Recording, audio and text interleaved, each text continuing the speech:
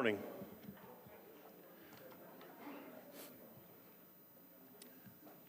I'd like to call to order the meeting for the Board of County Commissioners for September 12th, 2023. And we'd like to start this morning by asking Mr. Eddie Steeth to come forward for our invocation.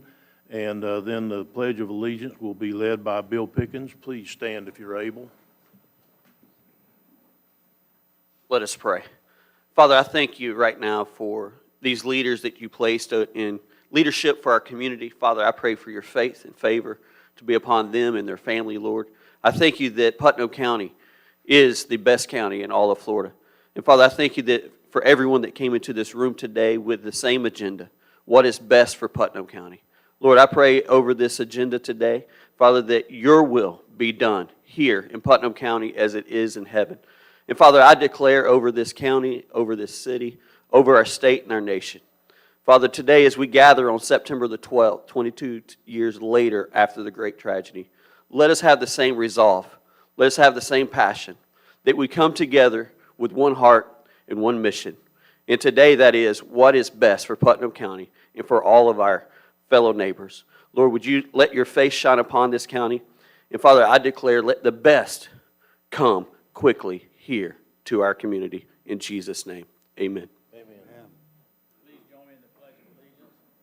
I pledge allegiance to the flag of the United States of America and to the republic for which it stands, one nation under God, indivisible, with liberty and justice for all. Thank you, Pastor, and thank you, Commissioner Pickens. The chair will entertain a motion for the approval of minutes as listed on the agenda. Mr. Chairman, I move approval of the minutes in our packet. Second. We have a motion and a second. Is there any further discussion? Hearing none, all in favor say aye. Aye. Opposed? Ayes have it. Motion carries unanimously. I'm going to recess the Board of County Commissioners meeting at this time, and I'm going to commence the Port Authority's meeting, and the chair will entertain a motion for the approval of minutes of the Port Authority. Mr. Chairman, I move approval of our Port Authority minutes as stated in our agenda. We have a motion and a second. Is there any further discussion? Hearing none, all in favor say aye. Aye. Opposed? Ayes have it. Okay, and we're going to move down to item B, which is for public comment on Port Authority items. Port Authority items. Is there anybody in attendance today that would like to speak on Port Authority items? Okay, seeing none, I'll close public comment on Port Authority items, and we'll move into the potential land sale of the business park. What happened is we entered into an LOI with this company about this land at the business park. And it turned out there was a couple of things that they didn't agree to, but they were very minor in nature. And so you should have a red line document in your deal. They were very small changes with the exception of the original LOI was for a lot more real estate than we actually own or that actually wanted to sell because the original legal description included the park. And so when it was determined that the park was in there, that we had to take the park out. And so there's not as large of an acreage. That's how the acreage changed from the original LOI to this one. And the only other really change that was made was the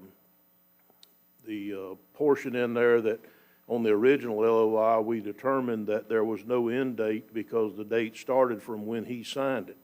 This time around, the new LOI that we're going to offer will include that he has to have his deposit in place to start the time frame by October the 17th, I believe it was. And if it's not, then the LOI is rescinded by the county instead of him being able to hold the LOI for a year, then decide to do it if we have another deal come on it later. So basically those were the two, or the major changes in it, in the document when Mr. Pettit came in and talked to the administrator and myself. So it's up to the board to decide, do they want to continue and with the new LOI agreement and as stated in your agenda packet or not. Discussion. Mr. Chairman, I'm ready to make a motion. Go ahead. Mr. Chairman, I move that we all approve and authorize your signature for a letter of intent with the amendments as requested by the applicant. We have a motion and a second. Is there any further discussion? Mr. Chair, Yes, Mr. Chair, sir. Mr. Chair, the intended use of this facility, is it a guarantee that they're not going to turn around and Well, we've got not develop? I understand we have some $3 things. million within 3 years, and if they haven't started, then we'll have the opportunity to repurchase the property at the same amount. Okay, but they would not be able to flip this property over to somebody else for another intended use? In the 3 years, they probably could, if you want to know the honest truth, but this is a 6-month LOI, so by the end of 6 months is when they'd have to make that decision on what they were going to do.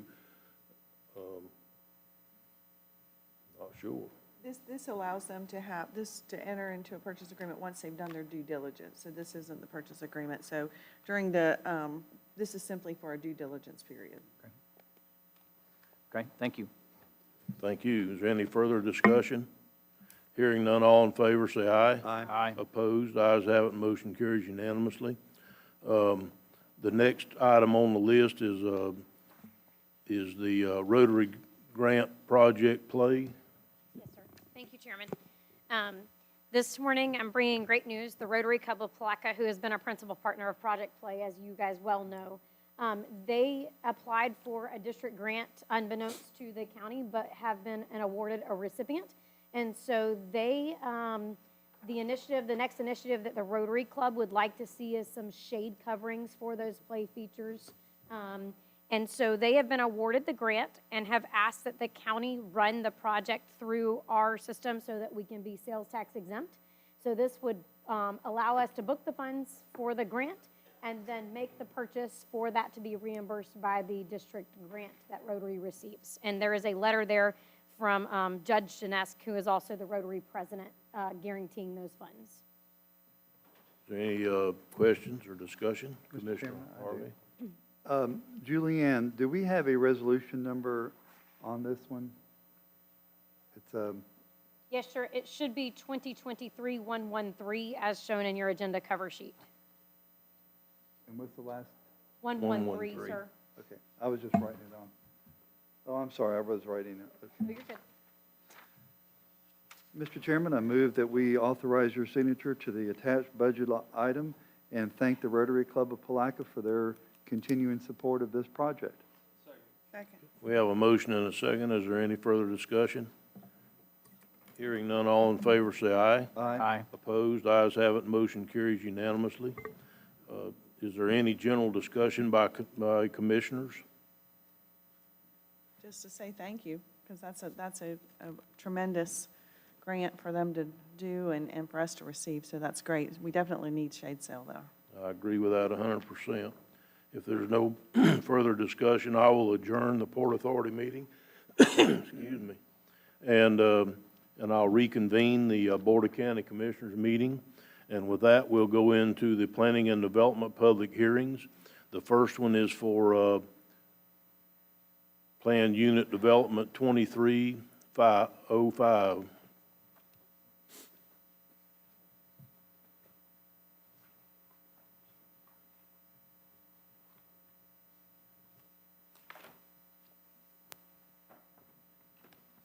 Good morning, Commissioners. For the record, Zachary Baker, Planning and Development Services.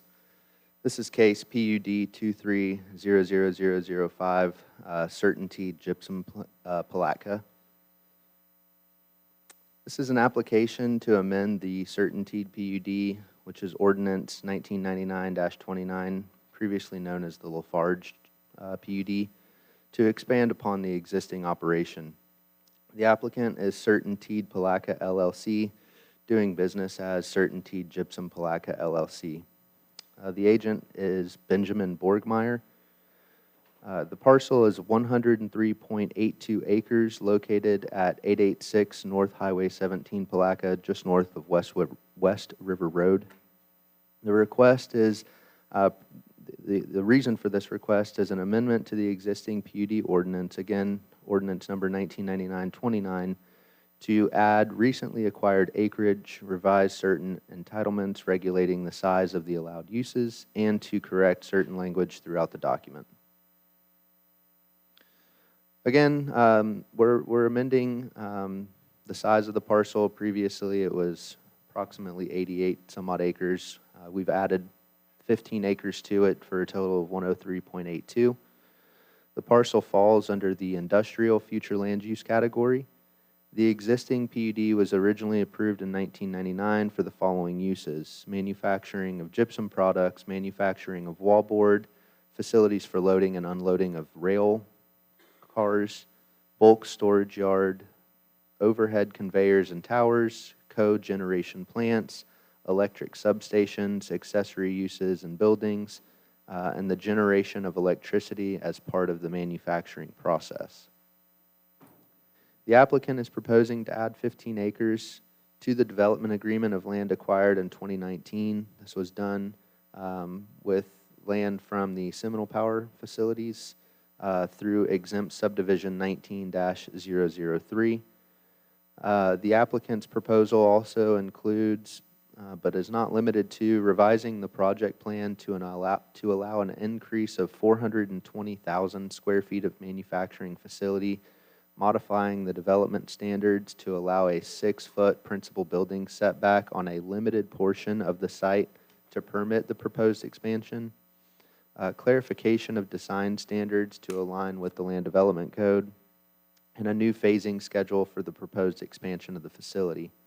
At the August 1, 2023 Development Review Committee meeting, the proposed expansion received a contingent approval from DRC based on the outcome of the subject PUD amendment. Here we have an aerial of the property. It's quite expansive, so you can't really see a whole lot of details. The majority of their operation is located on the south end of that outlined property. Here you can see the future land use is mostly industrial. There are some public facilities on the north side where that kind of tail is for the property. However, if we look at the aerial, that's where their stormwater is. So there's no industrial uses operating in that area. Again, the zoning for this is currently planned unit development. We're not changing anything. We're just adding some additional entitlements. Our wetlands map shows no wetlands. However, through the development review process, it was determined that there were some wetlands that have been delineated and are being mitigated for this expansion, although our GIS maps do not show that. Likely because back in 1999, when the original project was approved, they had mitigated some wetlands at that point in time as well. This map is showing your FEMA flood zones. A great majority of the property is in FEMA flood zone X.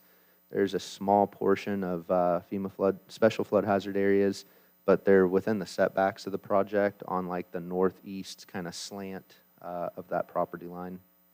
Again, no impacts in the flood hazard area.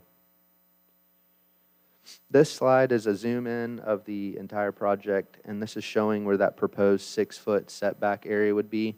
It's only where the property line is coming north. It goes to the east, south, west, and then south again. There was some, discrepancies in trying to acquire that property. The applicants have secured an easement so that they can have the same access route, just moved to the west slightly. But this is the only place where that 6-foot setback is going to be permitted. Here we have the proposed site plan.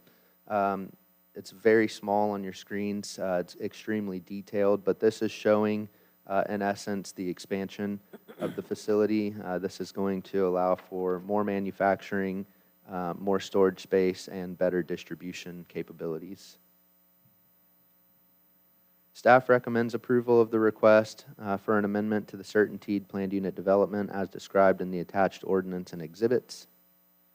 The Planning Commission, at its August 9th, 2023 public hearing, unanimously recommended approval of the request for an amendment to the certaintied PUD as described in the attached ordinance and exhibits. I'll do my best to answer any questions. Any questions of staff at this time? Don't look like we have any. I'm going to open the floor for public comment. Is there anybody in attendance that would like to speak for this project? Is there anybody in attendance that would like to speak against this project? Okay, I'll close public comment for this particular item. And Chair will entertain a motion. Mr. Chairman, I move approval of PUD 23-000006. Five. What? I've got it as 5. What is the correct number, Zach? The case number is PUD 23-000005.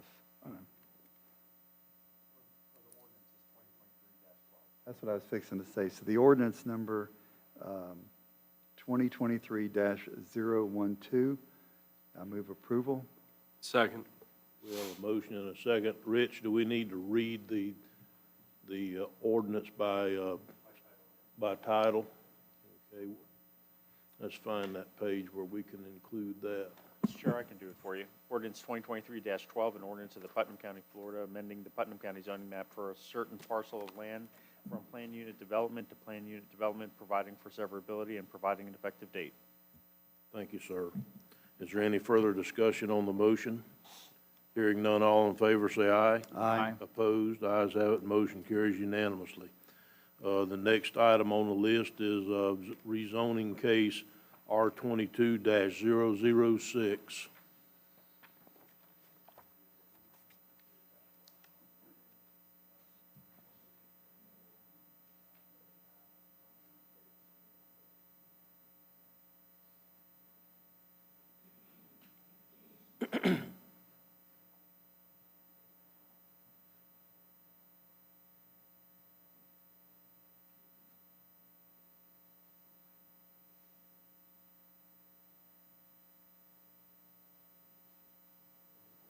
Robert, I'll just leave it like that so you can choose which one you want. Okay.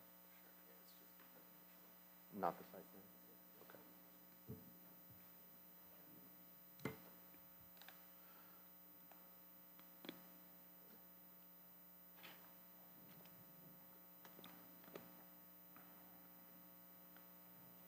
Thank you for the time to do that, Commissioners. Again, for the record, Zachary Baker, Planning and Development Services. This is case REZ 22-006.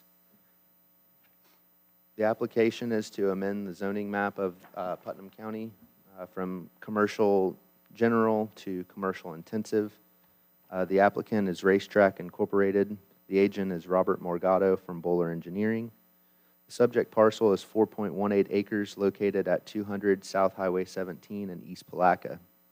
Again, the request is to modify the zoning district from commercial general C3 to commercial intensive C4 for the addition of high volume diesel pumps and gas station canopy that falls under the commercial intensive category of truck stop. Some background here. The 4.18 acre parcel is currently developed with a Racetrack gas station and convenience store.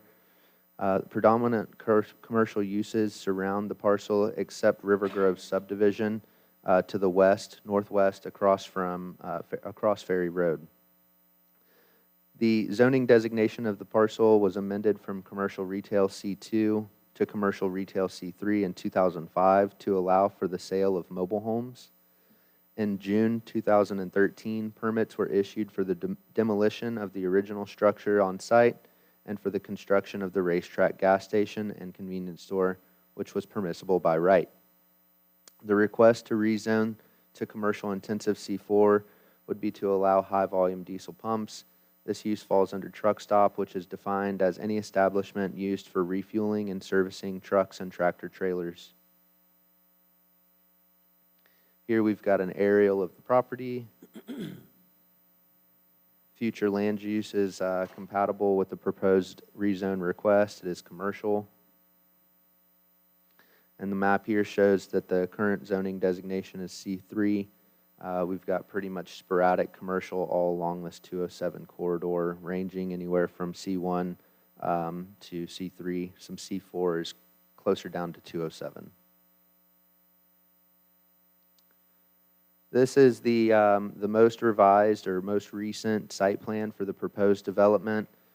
This was submitted on July 11th with the ongoing DRC review. The applicants have been advised that the C4 zoning needs to be put in place before DRC will further review the request. And as stated, this is what we got July 11th. We've just kind of been waiting for the project to move back into public hearings to get these entitlements instated. I can talk through this site plan when we get to the questions portion of the presentation. So the proposed zoning, the current zoning designation of commercial general C3 does not allow for the truck stop use, again, fueling or servicing tractor trailers, semi-trucks. Per section 45-84 of the Land Development Code, the commercial intensive C4 zoning designation allows for the requested truck stop use by right and aligns with the commercial future land use classifications. The applicant has proposed an increased vegetative buffer along the western parcel boundary that abuts the residential subdivision. Additional mitigation for increased traffic or compatibility issues would be addressed at the DRC stage of the review process. At the December 14th, 2022 Planning Commission public hearing, the Commission voted to recommend approval with a 5-2 vote. Concerns about maneuverability of the trucks onto Putnam County Boulevard and Ferry Road had existed at the time of Planning Commission. Additional concerns included the additional semi-truck traffic along Ferry Road, which abuts the residential subdivision. Several Planning Commission members stated that additional roadway improvements would be needed to allow for such an intensive use. Staff is recommending approval of the request to amend the zoning designation from C3 to C4. Again, a summary here for the public hearings that this project has gone through. There was a December 14th, 2022 public hearing with the Planning Commission where it received 5-2 approval. And then May 24 of 2023, the Zoning Board of Adjustment reviewed the project as it relates to access width requirements from the Land Development Code. The applicants received a variance to expand their access widths from 26 feet up to, I believe, 66 feet to allow for maneuverability of tractor trailers. That motion carried 5-2. I'll do my best to answer any questions. Any questions at this time of staff? Yeah, the lights aren't working. Y'all are just gonna Yeah, have. so in the presentation, I guess I'm just asking this for public edification and because it's part of my thought process here. We talked about the 2013 permitted by right? That's because of the zoning being C3. So if we change the zoning to C4, I just want this on the record for your answer to this. It'll be permissible by right, any other use under C4 for that property going forward. Is that my understanding correct? Yes, sir. The entitlement would be there. Again, we would work through the development review process to ensure that we can fit the project on site. Yeah, but my question is more around other projects, right? It doesn't lock in this property, this project only. It locks in for any C4 use That's going correct. forward for perpetual, going forward for the rest of this property's existence, unless if somehow we change the zoning again. That's correct. So that's the question I'm asking. The other question I have is, you mentioned that there was some concerns about the access and traffic and what was talked about that, I guess, quelled those concerns. That's a big concern. I drove out there, I walked around the property, I looked, I tried to understand how you would fit a tractor trailer there. My understanding is that the school district sold the property next to that for development as well, potentially. I know that hasn't come before us, but it's not just the housing community in those two cul-de-sacs. There's potentially a housing community that's going to go right there on the back side of it as well across the street. Has that been taken into account in the recommendation from staff? No, sir. So it's really difficult for staff to anticipate what developments could come. I mean, especially if we've not had any discussion with any developers as it relates to a specific piece of property. Right. Um, In this case, I will tell you, it was publicly advertised, it was stated, I mean, it literally is a home builder that bought the property, so it just, we should be aware of that kind of thing, I think, as staff and stuff, and commissioners. But understand that if it hasn't been presented, it's not in your purview. So what was talked about for addressing the access as far as tractor trailers? How are they gonna bring a tractor trailer into this off of the state road to get to the back of that building? I see the drawing, I mean, we have a bigger drawing we got today. I can't put it together in my head how we get tractor trailers in there, especially if there's more than one wanting to do it, and having them turn around and be able to come out, and then if one broke down or something, then what do we do? Yeah, so, it's worth noting that none of us in this room can make someone drive the way that they ought to drive based on road rules. Based off of the site plan and my review of it, it would appear that the intent is so that northbound traveling semi-trucks would pass through the intersection for Putnam County Boulevard. They would make a right on Darrell Lane, another right on Ferry Road.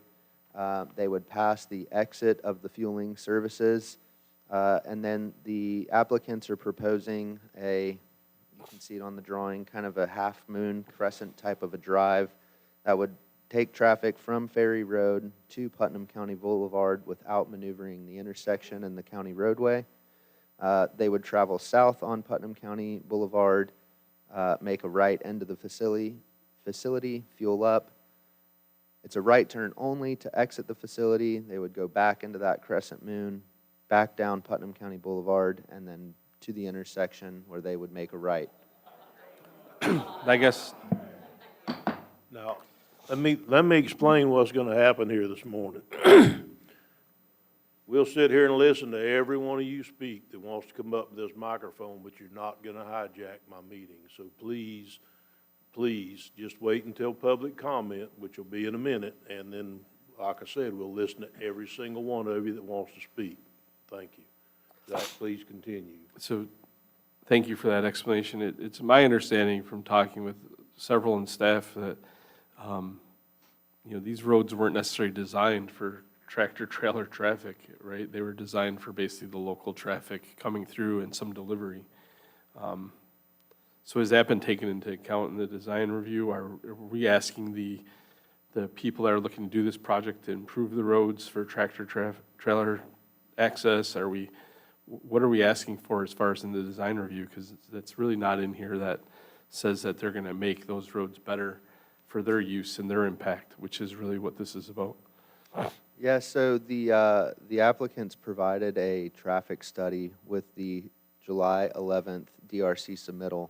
It's yet to be reviewed because, again, we were waiting on the outcome of this rezone.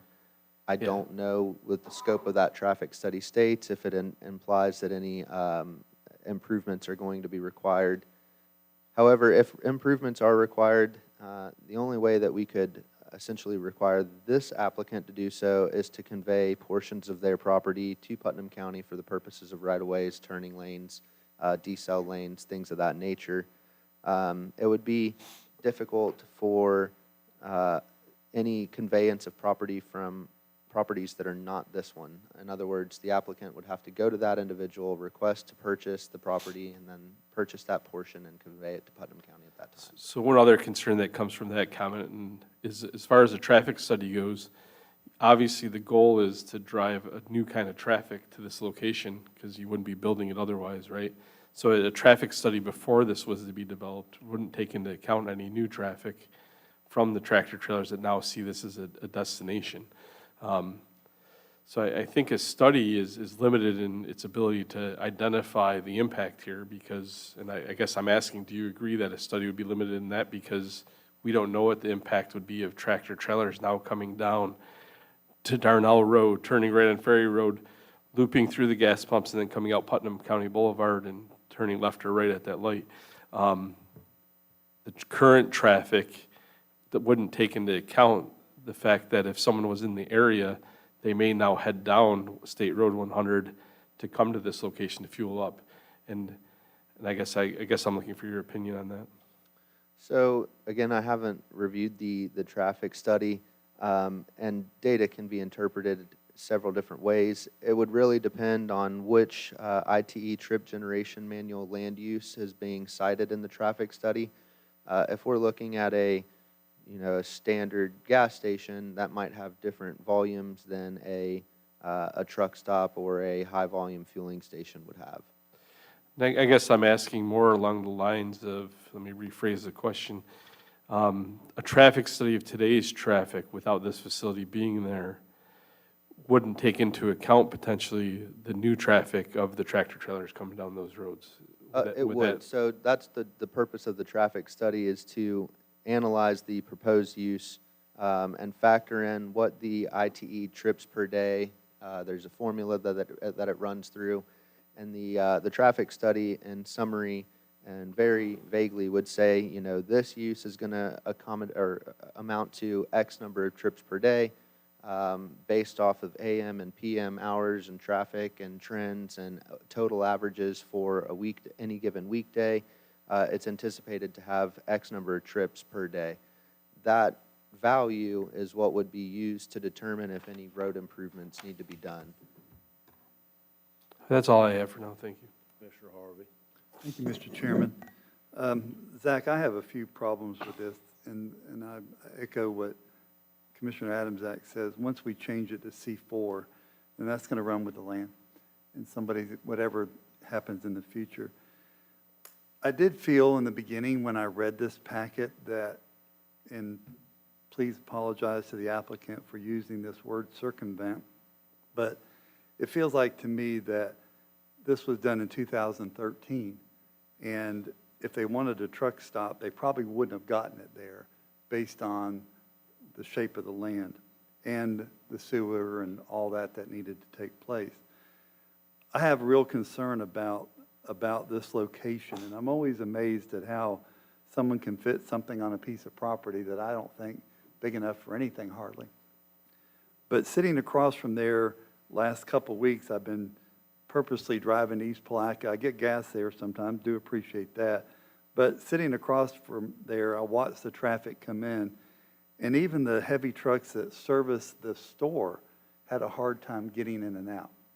Even the boaters who were hauling boats out of there had a hard time getting out without getting in the other lane. And if someone was turning off of 17 going north, they had to slow down or stop so I just have a real problem with location. If you're going to have a truck stop, look what Hawthorne did. They have a Love's truck stop. It's got a service road. It doesn't interfere with traffic on 301. But this is a highly congested area. We have a rails to trail right behind that. And I know that people are going to take the path of least resistance. Recently, one of our own county trucks broke down. They pulled it in. They stopped the traffic at that light to go left. They cleared the road so people could get out of the way. I just think this is a terrible location for a truck stop. And I'm all about business, believe me, I am. But in this location, with the land that's so limited, with the housing projects behind there, with our rail to trail, I just think it's a recipe for disaster that's fixing to take place. And I just really have a hard time with this. I just want to let you know. Thank you, Mr. Chairman. Thank you. Commissioner Wilkinson. Thank you for your comments. Couple questions. Has there been any discussions with FDOT about expanding turning lanes or putting in turning lanes? Any discussion at all with FDOT regarding US 17 and 100? I've not had any correspondence with DOT. The status quo is the developers. It's their responsibility to coordinate with other regulating agencies for their improvements. So just like DOT wouldn't consult us, for a new facility being permitted in Hawthorne, we wouldn't consult FDOT for an expansion of a facility in East Palatka. We do notice FDOT through the development review process. We do have a representative of the FDOT that is on our reviewing committee. They get the email blast with the project and the plans, just like any other project on state roads. That would be our policy, is to at least notice DOT of the development. Okay, all right. And you mentioned, so C4, this is could be C4 development, but yet there's nothing adjacent to that that's C4. Does that create a spot zoning, in your opinion? Spot zoning is a term that can be used in this case. However, I believe that the industrial zoning district east adjacent to this property across Putnam County Boulevard is compatible with the C4 zoning. And really, I think the term spot zoning is whenever you're assigning a new zoning designation to a property that it is just completely incompatible. If we were throwing C4 into an ag zoning area, that would be spot zoning. The urban service future land use designation allows for co-location of residential, industrial, commercial zonings, all within the same general vicinity. So I don't think that this development specifically meets the definition of spot zoning, although, I mean, it is C4 and a C is C2 or 3, so it is the only C4 that is right there. Okay.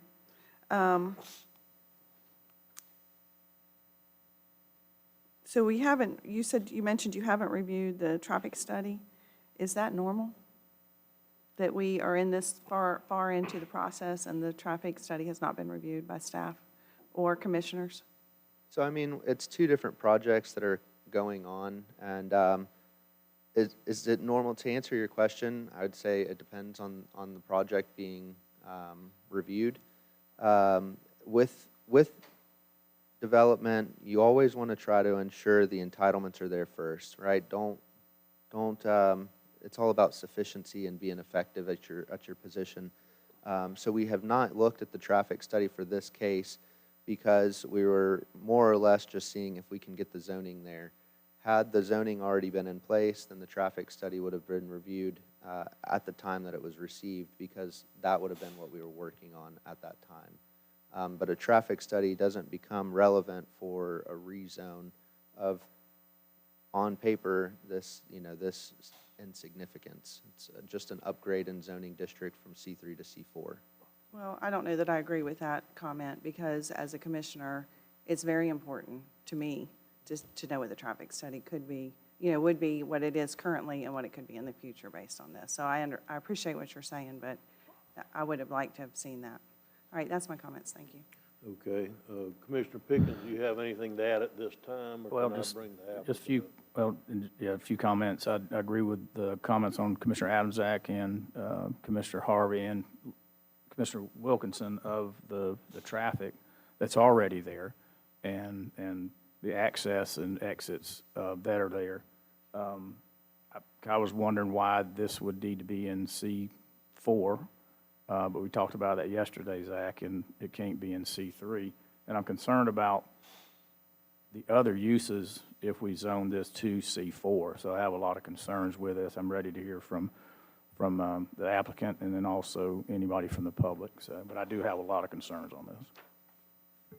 Okay, well, I have one more comment. you need to make it before we hear from everybody, or I'd like to real quick. okay, go right ahead. So Zach, I just want to say this. I really do appreciate you and your role in this. So I know that it comes across because there's somebody in the public is the reason why I want to say this, but you're the one that's put it here to answer our questions, and sometimes it feels like we're combative with you or whatever, and I appreciate your role in this and every other one that's come before us that's a little bit contentious in just being about the facts and stating them from your role, and your role is one of many in the process. So I just want to say thank you for that part of it. So I do agree with what Ms. Wilkinson's saying, but I also understand that you guys have processes and things like that to follow, and it's always a judgment call in what you include and what you don't include and what you have as well, and you can just present what you have. So I just wanted to thank staff for that part. Thank you. Well, I as well have some comments, but I'm going to hold mine until we hear from the applicant and from the public, and then because pretty much line up with all the comments that y'all have made, so we'll wait. This time, would the applicant like to come forward and make their presentation? You can leave it on, though, because we'll time all the other. Good morning, Mr. Chairman, Commissioners. I'm Tom Sullivan with the Gray Robinson Law Firm on behalf of Racetrack. Got Robert Morgado with me, our civil engineer as well. And before I get started, Robert, can you pull up our PowerPoint? Sure. So, It's already presented on the screen. Good, I appreciate that. So what I wanted to say, Mr. Chairman, it's changed a little bit since I've been sitting in the audience. So we first want to thank staff for their recommendation. We've been working with them for some time on this request. In fairness to us, at the prior meetings that we've had in front of your planning commission, in front of the Board of Adjustment, we didn't have the interest from the public, to be candid with you. I think we had one gentleman show up, so we didn't know that there was as much interest as there appears to be. I also think there were some fair points that y'all made regarding the traffic study and maybe having the benefit of staff review that study, so that could be kind of part of the discussion. So I say all that to say that we're prepared to go forward and do our presentation this morning, but I would think, and I'll say this on the front end, it might be a good idea if maybe we came back in 30 days, give your staff, if you could direct them, because I guess it's not part of their normal process, as you pointed out, to review the study and maybe have the benefit of all that information in front of you when we come back. But Mr. Chairman, if I understand there's folks here this morning that may want to speak, so if the intent is to go forward with that, we're happy to do our presentation now, but I guess what I'm suggesting is ultimately what I think might make the most sense here is to continue the hearing by 30 days so that we can have the benefit of more information, have your staff review the study, and we would also be willing to meet with the folks that are here as well. I want to say that. We just didn't know there was the interest because, like I said, in fairness to us, there was only one gentleman that came and spoke at the prior meetings. So I wanted to put that out there first. You're welcome to make your presentation today, but I'm going to hear every person that came here today that wants to speak for or against this particular thing. I think it would be a disservice to their time to not allow them to speak today on this issue. So Sure. I think that I certainly can't give you advice, but I believe if it was me, I'd go ahead and make my presentation, and it may help or dispel some of the rumors that may be going around in the room that may or may not be accurate. And so, that's what I think, if it was my opinion, I think you should do today. Okay, I appreciate that, Mr. Chairman. So with that said, I guess we'll walk. We did prepare a short PowerPoint just to kind of walk you through the request with a little bit more detail than what you've already heard, and just explain to you why we're making the request, why we think it makes sense, and is hopefully something that you could support. So the cover slide here just shows you, a photograph of the existing site. Robert, how do I advance this? Is this? Thank you, appreciate it. You've already seen this particular slide just in terms of the location of the site. That's just an aerial for you. The next slide is and we'll cover this. I'll have Robert walk through this and cover this in a little bit more detail when he gets his opportunity here. But this is just a site plan. You can see a little bit better maybe than the one that was on the screen during the staff presentation on what we're providing. I want to just be clear, and this slide kind of lays out some of these points, and some of which staff has already made. But when we first started this process, to be candid with you, I was surprised that we needed to do a rezoning here. And the reason I say that is, and this is something I really want to emphasize for everyone in the room, this is not a truck stop. This is not a truck stop. The only thing we're asking to do is to take the existing gas station site and add one canopy that will allow for diesel fueling. And at that diesel canopy, there's only 3 trucks that can fill up at a time.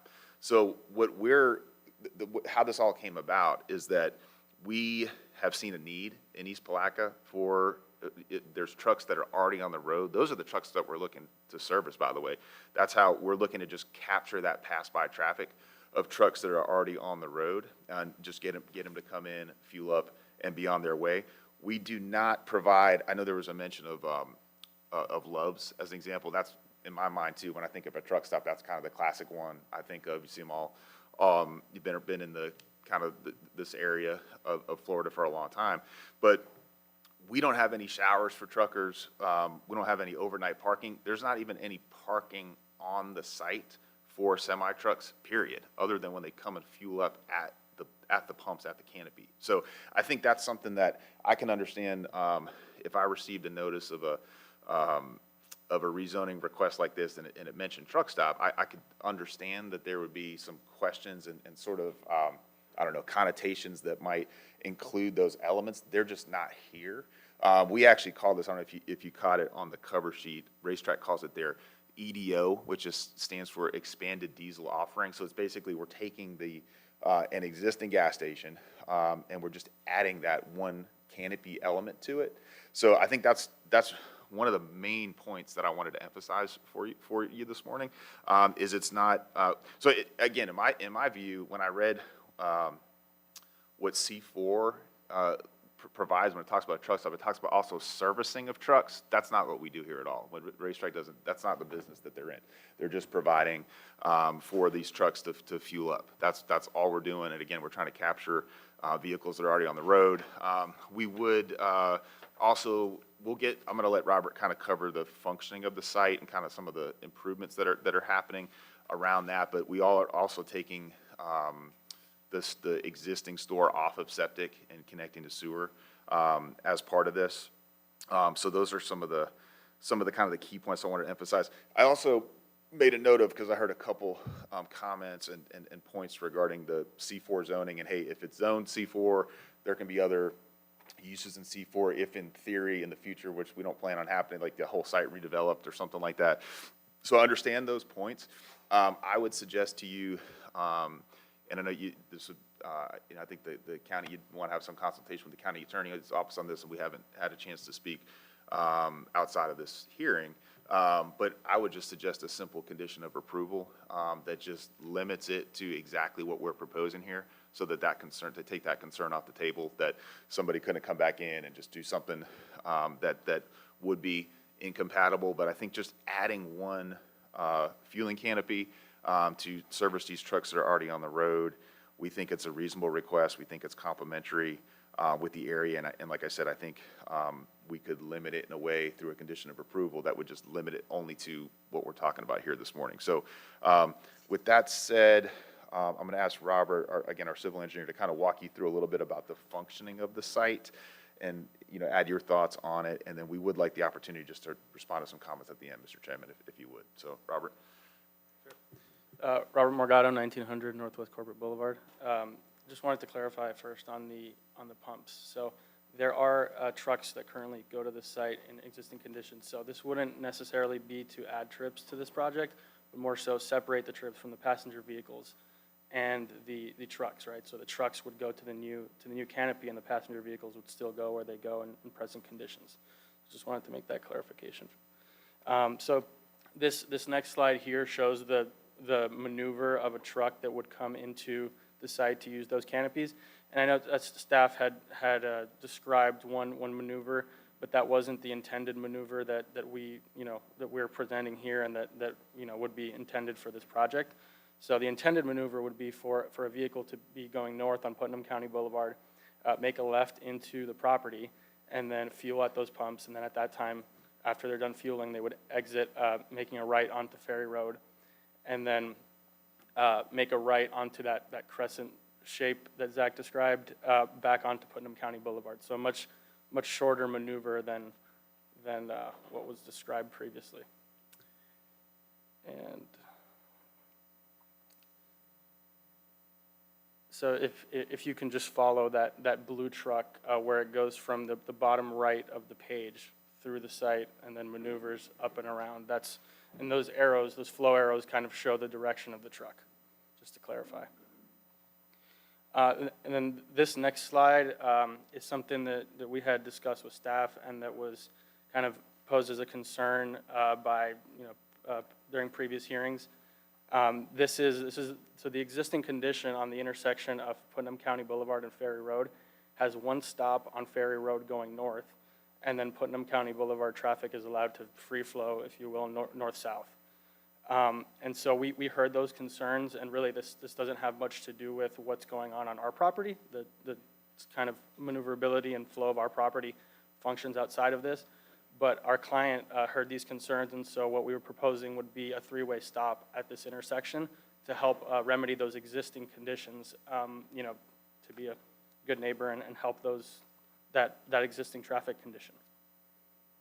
Next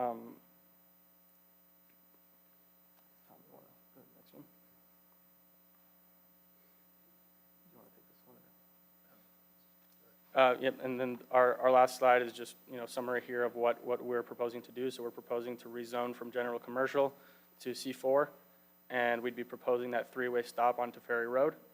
And here we listed the staff report findings, which Zach already described.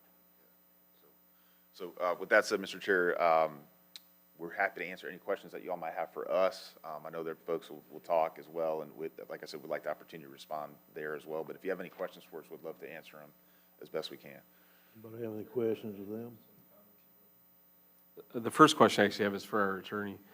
I think in prior rezonings, we've answered that question in the past that we can't specify uses in the overall rezoning. Is that correct? Okay, so we can't do that, unfortunately. And that was something that I think other projects would have probably passed as well, had we been able to do that. But I don't believe we can say C4, you can't have toilets for truckers, you can't have truckers stay overnight, you can't have parking. I think we could just say C4 or not C4. Yeah. So that I unfortunately. appreciate you clarifying that. I've certainly, I almost wish, So- again, if it's possible, we might be able to come back, maybe we could discuss Yeah. some other ways of doing that. But I appreciate that clarification. It's something that, to me, it could be done, but I understand if that's not. Yeah. Well, the only way it could be done would be through a PUD process, because there's no such thing as contract zoning. It's not legal. So we can't give you C4 and then have an agreement that you can't do anything other than what you're doing now, because that would be the absolute epitome of a contract zoning. And so Well- you just can't do that. I understand, Mr. Chair, where you're coming from with that.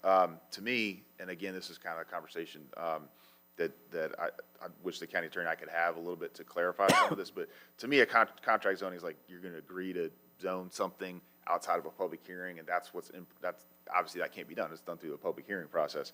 A condition of approval that goes along with zoning that says, hey, this zoning is approved with the following conditions is something that's very customary in my experience doing this for about 20 years now. So I would love to have that conversation with the county attorney maybe at the appropriate time. I think there could be other ways of doing it through possibly a simple development agreement or something like that where you bind it. Because I want y'all to know we're up here saying this is not a situation where, you know, you have a developer that's coming in and, hey, we might have a half dozen different end users here. This is, you're talking with the end user now. I mean, we've had the Raceway site operating for, I guess, about 10 years now, been a contributing member of the community. Appreciate the comments that y'all made about being customers of the business. We're just looking to expand that. We're not looking to sell the site. We're not, I mean, this is all we're interested in doing. So I say that to say, we have no hesitation whatsoever in putting our money where our mouth is and just saying, this is what we're going to do. However, we could bind ourselves to do that.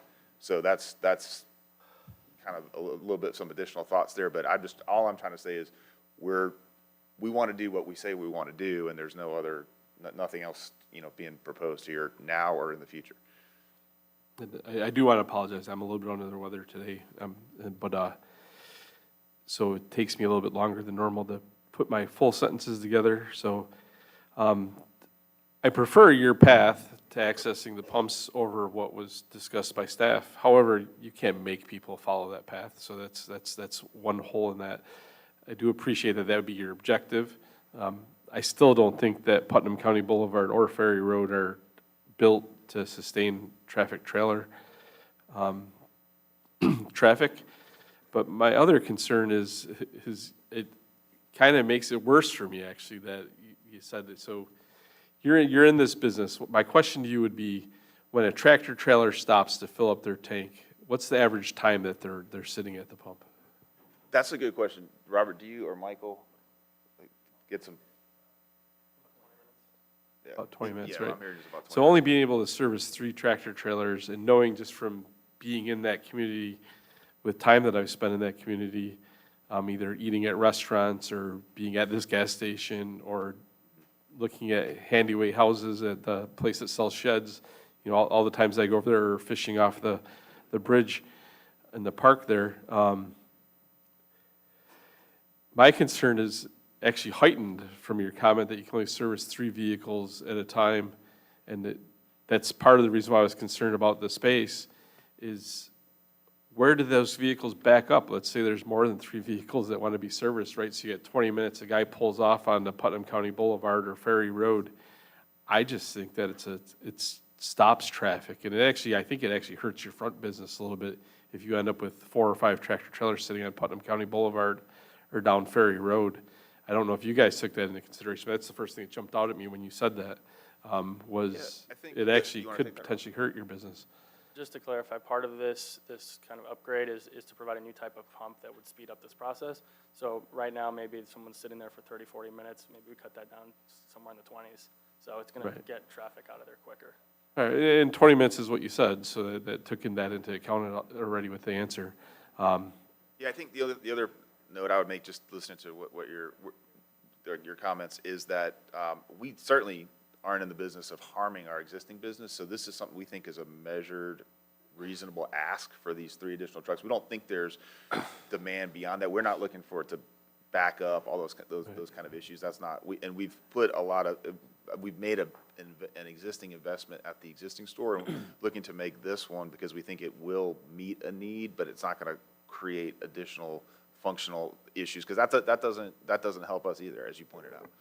And I'll make this statement in regards to overall being a need in the community for a tractor trailer place to fill. That I think that definitely is the case in East Palatka. That's definitely the case in West Putnam, and it's definitely the case in South Putnam. I just don't know that this is the location.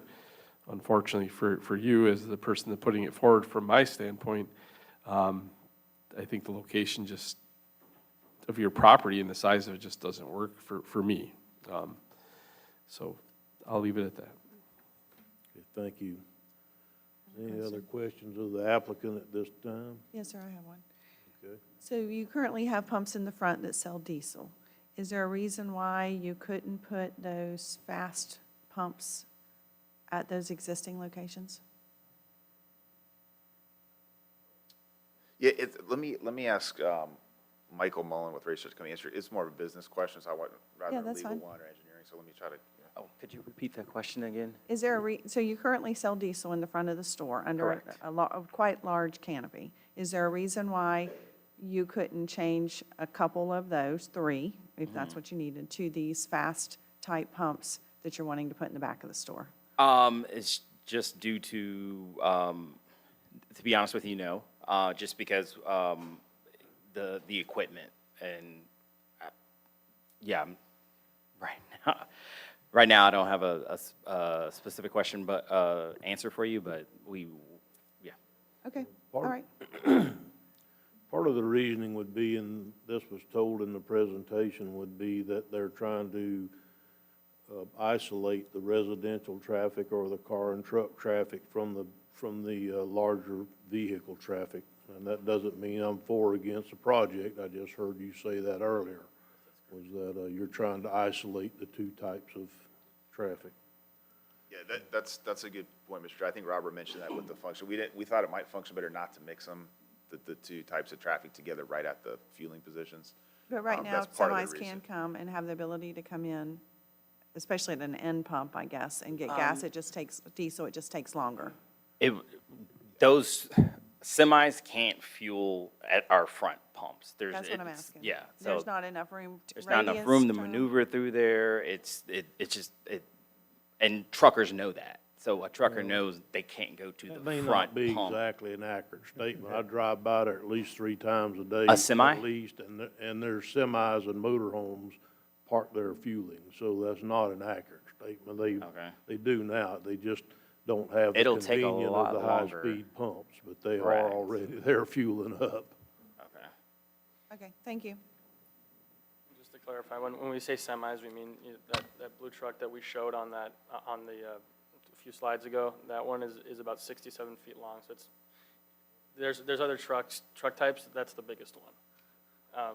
And the ones that are fueling there now, if they are, it's a little more like a box difficult. truck. Yeah, exactly, it's Box a truck, smaller box truck. RVs, things of that nature. What we're proposing in the rear is more for those semis, those 18-wheelers. However, you can have box trucks fuel in that rear portion, so.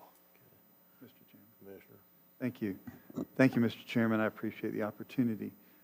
Based on your drawing that we're just seeing, and I appreciate the color is orange and blue, by the way. Thank you very much. That was a joke, but that's okay. Didn't go over very good. But I have to agree with Commissioner Adams' act that, when you got trucks backed up and waiting, we already see, and I hate to say it this way, but on our rails to trails back there, there's service trucks that take care of some of the businesses that park on that trail. And I'm convinced there's no way, when you've got trucks backed up, that they're not going to park on that rail to trail. Number two, you're going to cut that corner out and leave the corner and have a three-way stop sign up there. But people coming off of Putnam County Boulevard trying to come back to 17 on the other side of the road, coming from the north to the south, they're going to have to make sure that there's not a semi pulling out right there. And that's going to be it's already a very dangerous location. This You can commissioner. describe that one more time? The maneuver that you're. I'm sorry? Do you think you can describe that maneuver one more time? Yes. You're proposing a three-way stop to be good neighbors, you said. Okay? So the traffic coming down Putnam County Boulevard from the north to the south is going to have a stop sign there in front of the old school. But they're going to have to look down the road to see if a semi is coming out of your property, coming onto Putnam County Boulevard, going to 17. And again, when I sat there yesterday, I sat there for an hour watching the traffic, watching your service trucks. They can't make that turn without being in somebody else's lane. Yep. You got boats right now and trucks with long boats like offshore boats that go out there that can't make that turn either. So it's a recipe for disaster, in my opinion. I support businesses. Don't ever get me wrong on that. But it's the wrong location. You need to be out there in one of those fields somewhere, making a truck stop. You'll have the same business. You just need to invest something. You'll have a residential place here and a commercial place down the road. But truly, this is not the right spot to put semis competing with residential, competing with the boats, competing with recreational. I just think it's going to be a recipe for disaster in that area. I do want to clarify one thing. That crescent shape in our site, it is enough room for one 18-wheeler to sit in there without blocking either the path or the road. Okay, I didn't understand. That crescent shape that we have for the vehicles to maneuver through our site and exit back onto Putnam County Boulevard, that is enough for one truck to sit there without overlapping traffic on either side. I just wanted to clarify that. If I may, Marwan Al-Kausi, 1900 Northwest Corbett Boulevard, Boca Raton. I would like just to address a couple of concerns, and those are all fair concerns. And we thought about every single one of them when we were designing this, so I just want to give a couple of clarifications here, if I may. So I think you have mentioned that if you set out that three-stop situation we created, it's hard for you to imagine like a truck making the U-turn there. Is that correct? Yes, coming out. But I think our point is a truck will not be making a U-turn there. That's why we created that internally, as you can see in the drawing, it's a way wider radius for a truck to make the turn there versus existing condition. I agree with you. Like no truck can make it at that intersection without doing at least 3-point turn. But in the one we created, it's large enough where a truck can just slide in and slide out, assuming again there is no traffic coming the opposite way. And if I may just address two more comments that I heard. One of them, there is no guarantees that a truck will be coming from Putnam. I think they were concerned that what if a truck comes from Ferry and try to make it in? Well, they simply can't because it's a one-way directional. And then if they come on that side, then the reservoir will be on the wrong side of the pump. So they will have to come through Putnam County. just another clarification, if I may. Thank you, Mr. Chairman. I'm done with my. Okay, so at this point, I think what we're going to do is ask the applicants to take a seat, and we're going to start with public comment. Did they, do you have cards on this case?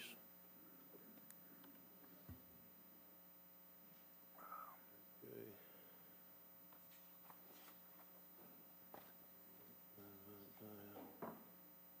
Item D.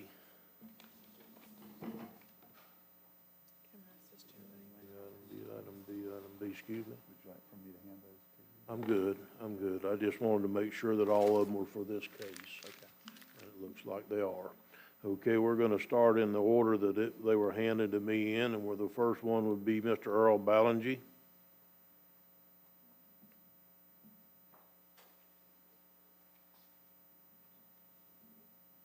We're gonna ask that you try to keep your comments to 3 minutes if possible.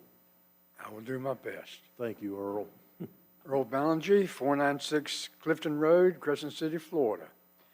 I am not a truck driver. I have never been a truck driver, but I have been driving long enough to know that the longer your vehicle is, the more radius you need to make a turn.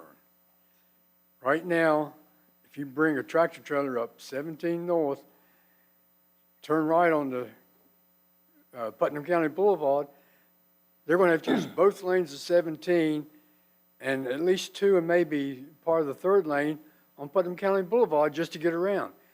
So they skip that and go to the next road. It's more than a 90-degree turn. They're going to use the same amount of road. You put a big truck in there, just a big straight truck. There's not enough room in either road for one of those to go through. If the applicant would enlarge that entry and exit way at the north end of this business, make it wider so a truck could go in easily, put his driveway around the gas pumps, around the building, then he can get into the diesel pumps. And upon leaving, he will have Putnam County Boulevard with a stoplight to give him all the room he needs to go right or left. And if you don't do something like that, you're going to make a bad system worse, because that is a very congested area down there for traffic. Thank you. Thank you, sir. Robert, you or Pam want to go first? Y'all are next.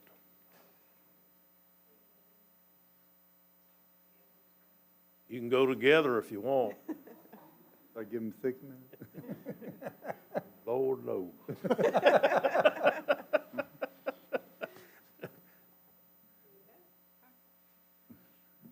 I'm Pam Browning. I live at 225 River Drive, East Palatka. I've lived there for 45 years. It's hard to say. My first comment is that you all basically have touched on everything that I wanted to come and say today. Ferry Road is already a dangerous intersection or place. People don't abide by the speed limit. And Putnam County Boulevard, coming off 17, also has become very dangerous. Like a number of you said, I went to the raceway. I sat there for a few minutes. I watched the property. I live in River Grove subdivision. I utilize that raceway. And, but what really hit me yesterday was that you already serve diesel. The canopy is high enough for tractor-trailer rigs already. I understand from your application that you just want more. You just want more. I don't think that that location is where more trucks are needed. Commissioner Harvey mentioned the rails to trails or the parks things. So many people from our neighborhood of 124 homes. Oh, and I forgot to mention, when I heard about this, I went around and I got 107, with the help of other people, 107 signatures of people that would like this board to vote against the changing of the zone. 107 signed petitions. Your secretary has that information. Those homeowners and renters and people that live in nice, quiet East Palaca would like to not have tractor-trailer rigs on Ferry Road or Putnam County Road any more than they already are. So the people walking their dogs, the children that are picked up by the school bus, it's already congested and dangerous, and I guess that's what I most want to say. What am I forgetting? Robert can tell you the rest. Thank you very much for your understanding, and I certainly hope that you do not approve this intensive use. Robert, you want your own 3 minutes, or you want the last 23 I won't seconds take of long. her time? I won't take long. She already got all my good arguments anyway. There's just not a place for tractor trailers on Ferry Road. You can't make this turn from Ferry Road back onto Putnam County Boulevard without putting people in danger, all right? We have school buses up and down this road twice a day. We have parents that stand out on the side with their children, put them on and off the school bus. Well, that's not a place for a tractor trailer to come by with school kids sitting out there. Now, we hear a lot of talk about they could revamp the plan, and they've done this and they've done that, and it's going to be safer. Listen, why didn't they do it? They had an opportunity to do it when they put this thing in. They didn't do it.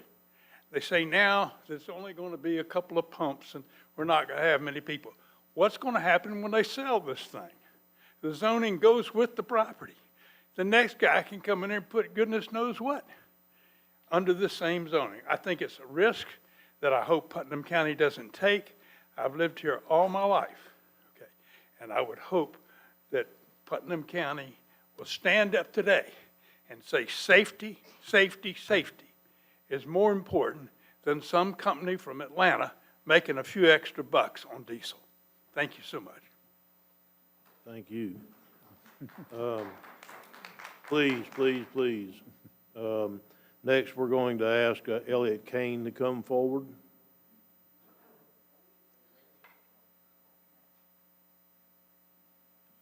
Good morning, Commissioners. Thank you very much for your time. You know, I appreciate this morning's prayer when he said, and we all listen to ask the Lord for what's best for Putnam County and what's the best thing we can do to be good stewards of our county that we have. Creating more congestion on 17, trying to get onto 207 even, seems like a poorly planned project at this point in time. Now, I appreciate Racetrack and all the things they do. We certainly like having you in East Palaca, makes it very convenient. But Commissioner Turner, you know, today going to San Mateo, traffic can back up trying to get on 207 back past the raceway. Said that one truck would have room to wait while the other one's filled. What happens if it's 3 or 4? Now we back up all of Ferry Road, excuse me, and back up the rest of the area as well. So just a great idea, but diesel trucks today, Commissioner Wilkinson, could use those high-speed diesel pumps that they bobtailed in. So they've got the option to put in a diesel truck could come and get fuel if they wanted to do it in a quick period of time. They could bobtail in, and that would eliminate the problem they have. So I'm just thinking more congestion is not something that's very positive for any of us, and certainly not those of us that use it every day of the week. So I would ask at your consideration to, at this point in time, turn down this request to go to C4 zoning. Thank you. Thank you, sir. Next, we'd like to ask Andrea Conover to come forward.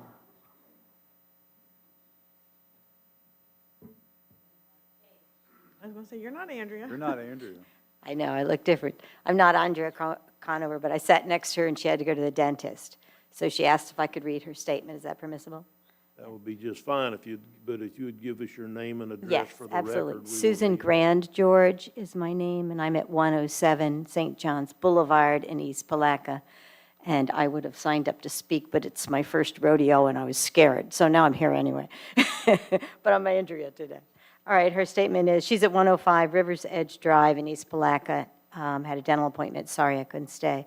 I pass through this intersection at least 2 times a day, every day on my way to my business in Palatka. While SR 17 is a highway, there's a current residential neighborhood and a potential second one across the road, and apparently a potential other one a little further down Putnam County Road. It's a weird and confusing intersection already with stop signs here, not there, et cetera. Also, the bike trail passes alongside and potentially dangerous combination. Who will pay for the improved roadways? We don't require impact fees here, so it will be we taxpayers that pay. Please do not approve this rezoning to allow a truck stop. Since I'm up here, I'd like to say that I agree with the comments of the commissioners that I've heard so far. It does not seem to be a roadway built to withstand tractor-trailer traffic. Also, your concerns about what might arise in the future after a zoning to C4 is appreciated. And the concern for the lineups of these vehicles, although they only hold 3, it only takes 20 minutes. I don't know about you, but I've never stopped to fuel without going in for coffee. My selection of pork rinds and a trip to the bathroom, so the trucks could be sitting there for a length of time waiting to get in. I also empathize with your position to be tasked with making these definitive decisions with so much of the important and necessary information already provided, with the example being the traffic study already analyzed. What would be the point in mentioning that it had even been done if you can't see what the results are? So I appreciate your time, and I also appreciate the Raceway. I'm in there fueling all the time, and it's a very nice facility. I'd be happy to keep it just like it is. Thank you. Thank you. Next, we'd like to call forward Denise Bramlett.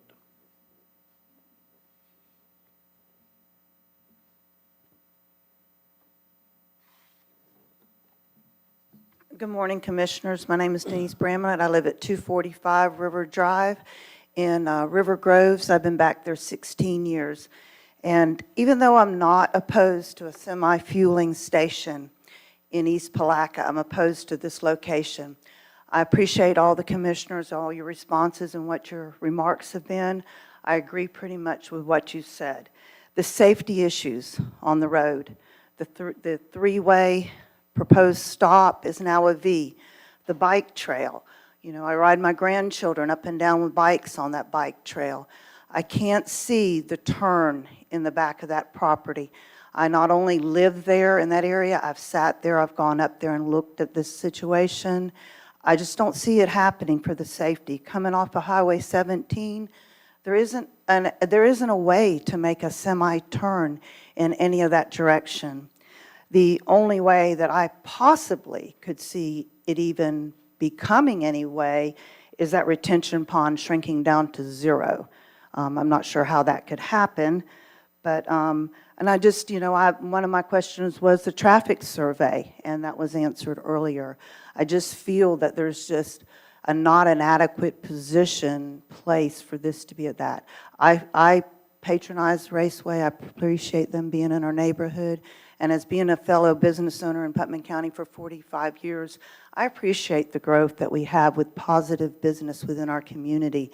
And I'm one for positive community involvement and growth, just not on this location. Thank you for your time. Thank you. Next, we'd like to call forward Jerry Hafner.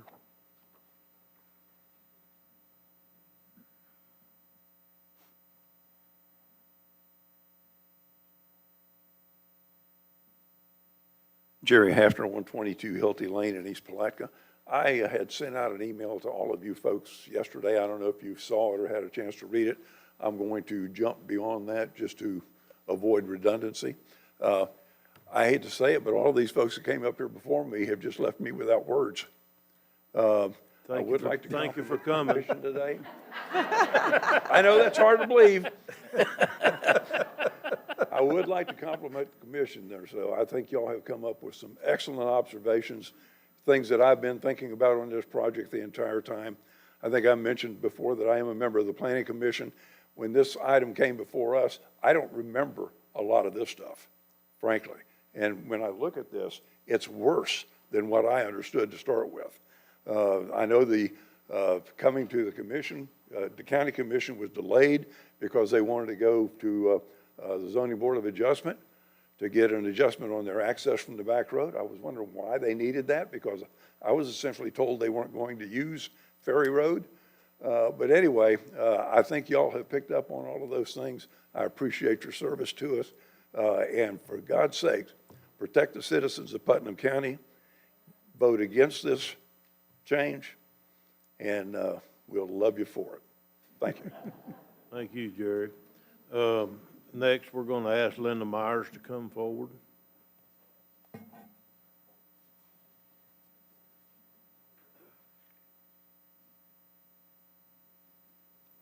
Commissioners, thanks for the opportunity. I'm here as a resident of Putnam County and an East Palatka resident.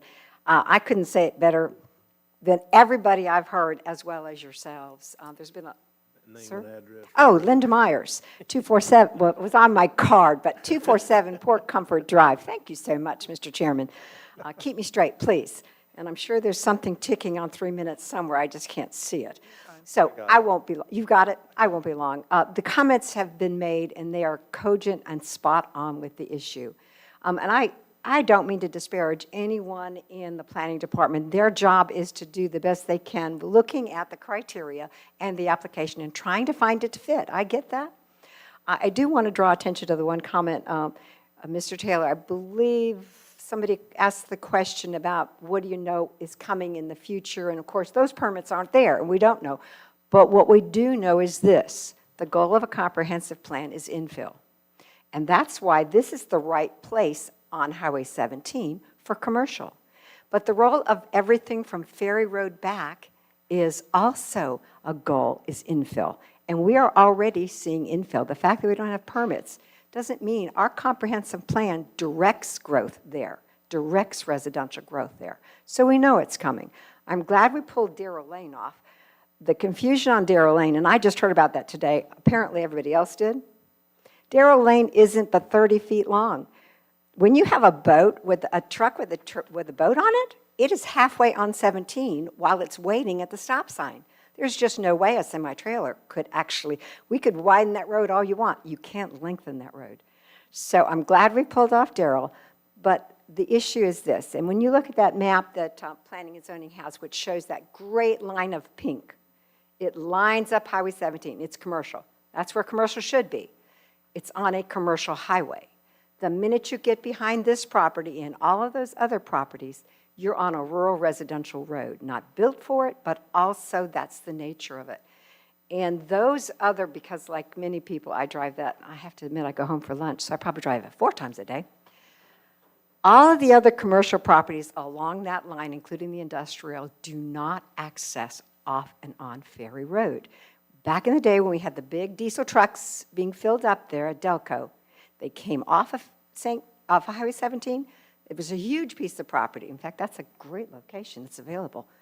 I'm not a real estate agent, but they came off, they filled up, and they went back on 17. They never entered Ferry Road. So for me, and I believe everyone here, it's the Ferry Road. It is not built for it, but more than that, it is not a commercial road. It is a residential highway. So for all the reasons that I've mentioned, I do ask you as well, as you consider this, to vote no on this approval. Thank you. Thank 3 you. minutes. Perfect timing. Whoa.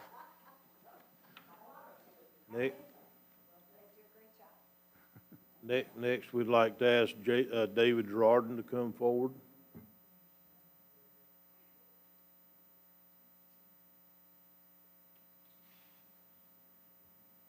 And while he's walking up here, I need everybody to give your name and address for the record when you get up here, because she's recording this and the recording can't read your card. Yeah, I remember. I've been here before. I'm David Gerardin. I live at 105 Shores Lane in East Palatka. All I want to say is, and I think everything's pretty well been said, but I think this would inconvenience all of, over half of the people on 207A that use Putnam County Boulevard to come into Palatka, as well as all of the people on East River Road and Putnam County Boulevard. So I would appreciate it also if y'all will vote no on this issue. Thank you. Thank you, sir. Next, I'm going to get this last name wrong. Willie Pettinger.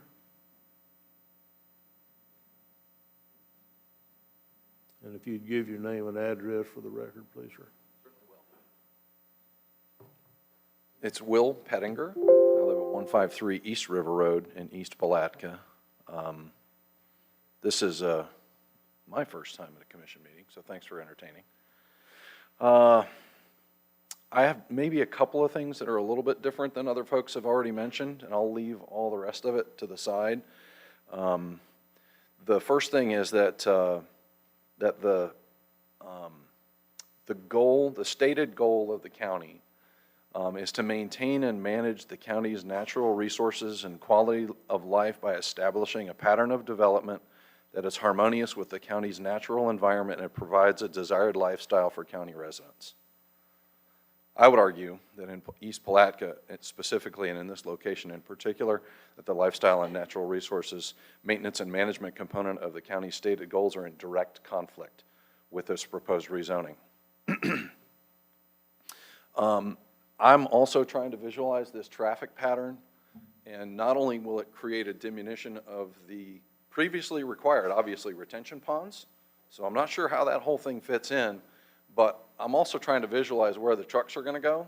If they're going to have to go in front of the convenience store, there's no way in hell they're going to be able to make that happen. I don't know if that's behind and they're going to go on top of the drain field, which they're going to take out, but I just can't visualize how that's going to work.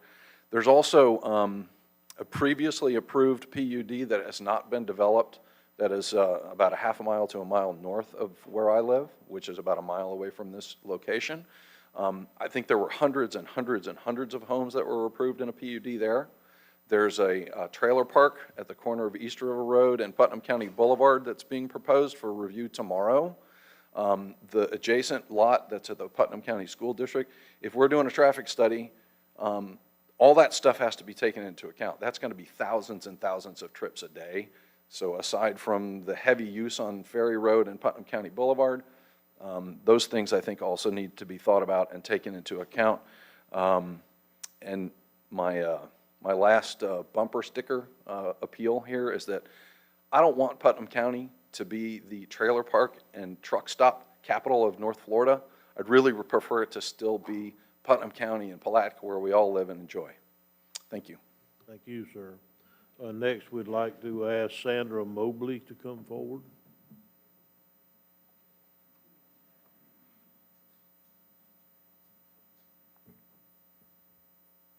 Please give your name and address for the record.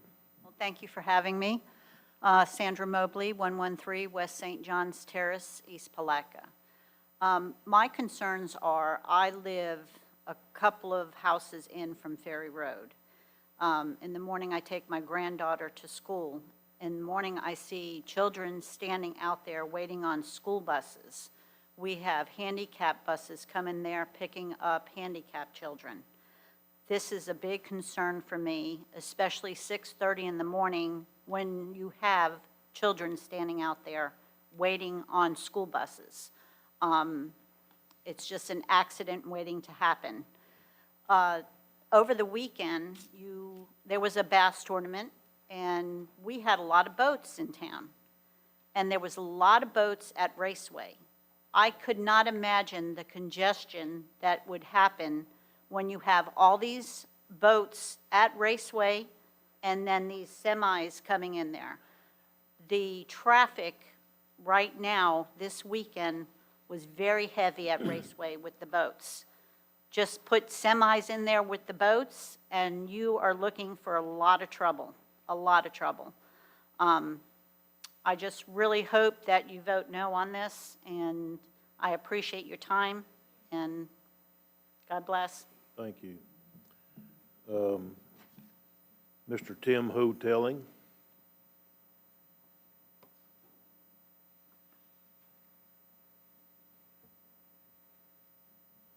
Tim Hotelling, 105 Riverside Way, San Mateo. Just a quick thing. I've been staring at the map that was presented, trying to get my mind around what I see, and it appears to me there's almost a couple different scales of like where the existing facility is at a different scale, and it made it real difficult to figure out whether how the trucks will fit in, so perhaps you could ask the applicant if they present it again to have everything to scale. Good, thank you, sir. That's all the cards that I have. Is there anyone else today in attendance before I close public comment on this issue that would like to speak? Please come forward, sir.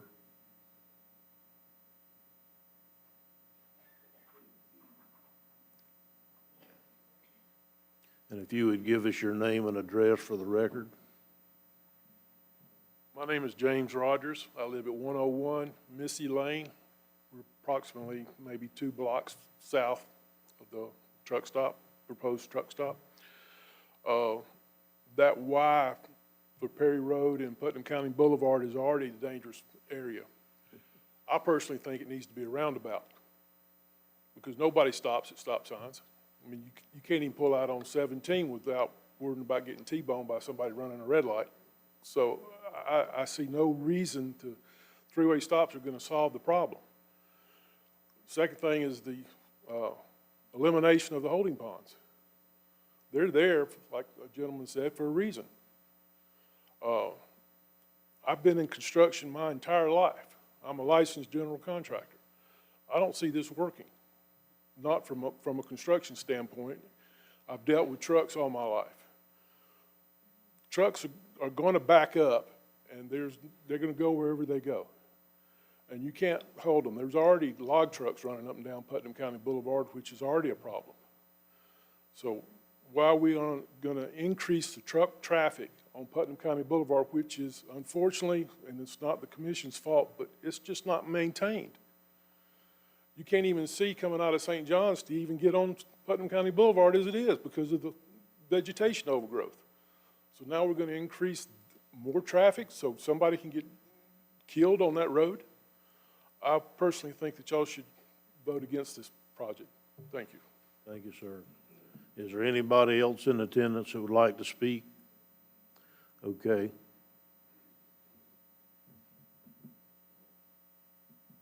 Now, Josh, you know you should have filled out a damn card. What are you doing walking up here? Give us your name and address for the record, please. Josh Alexander, 246 Port Comfort Drive. I was informed at 8:45 this morning that I had to take my daughter to her orthodontist appointment. So therein lies my excuse. And the dog ate my homework. But more importantly, I live down at the end of Easter Road, and as most of you know, I pull a boat occasionally. And I come in and out of that gas station probably 4 or 5 times a week for whatever, kids' food, gas. But honestly, if you're approaching that gas station from the south end of the county and you try and make a turn right into Putnam County Boulevard, it is next to impossible.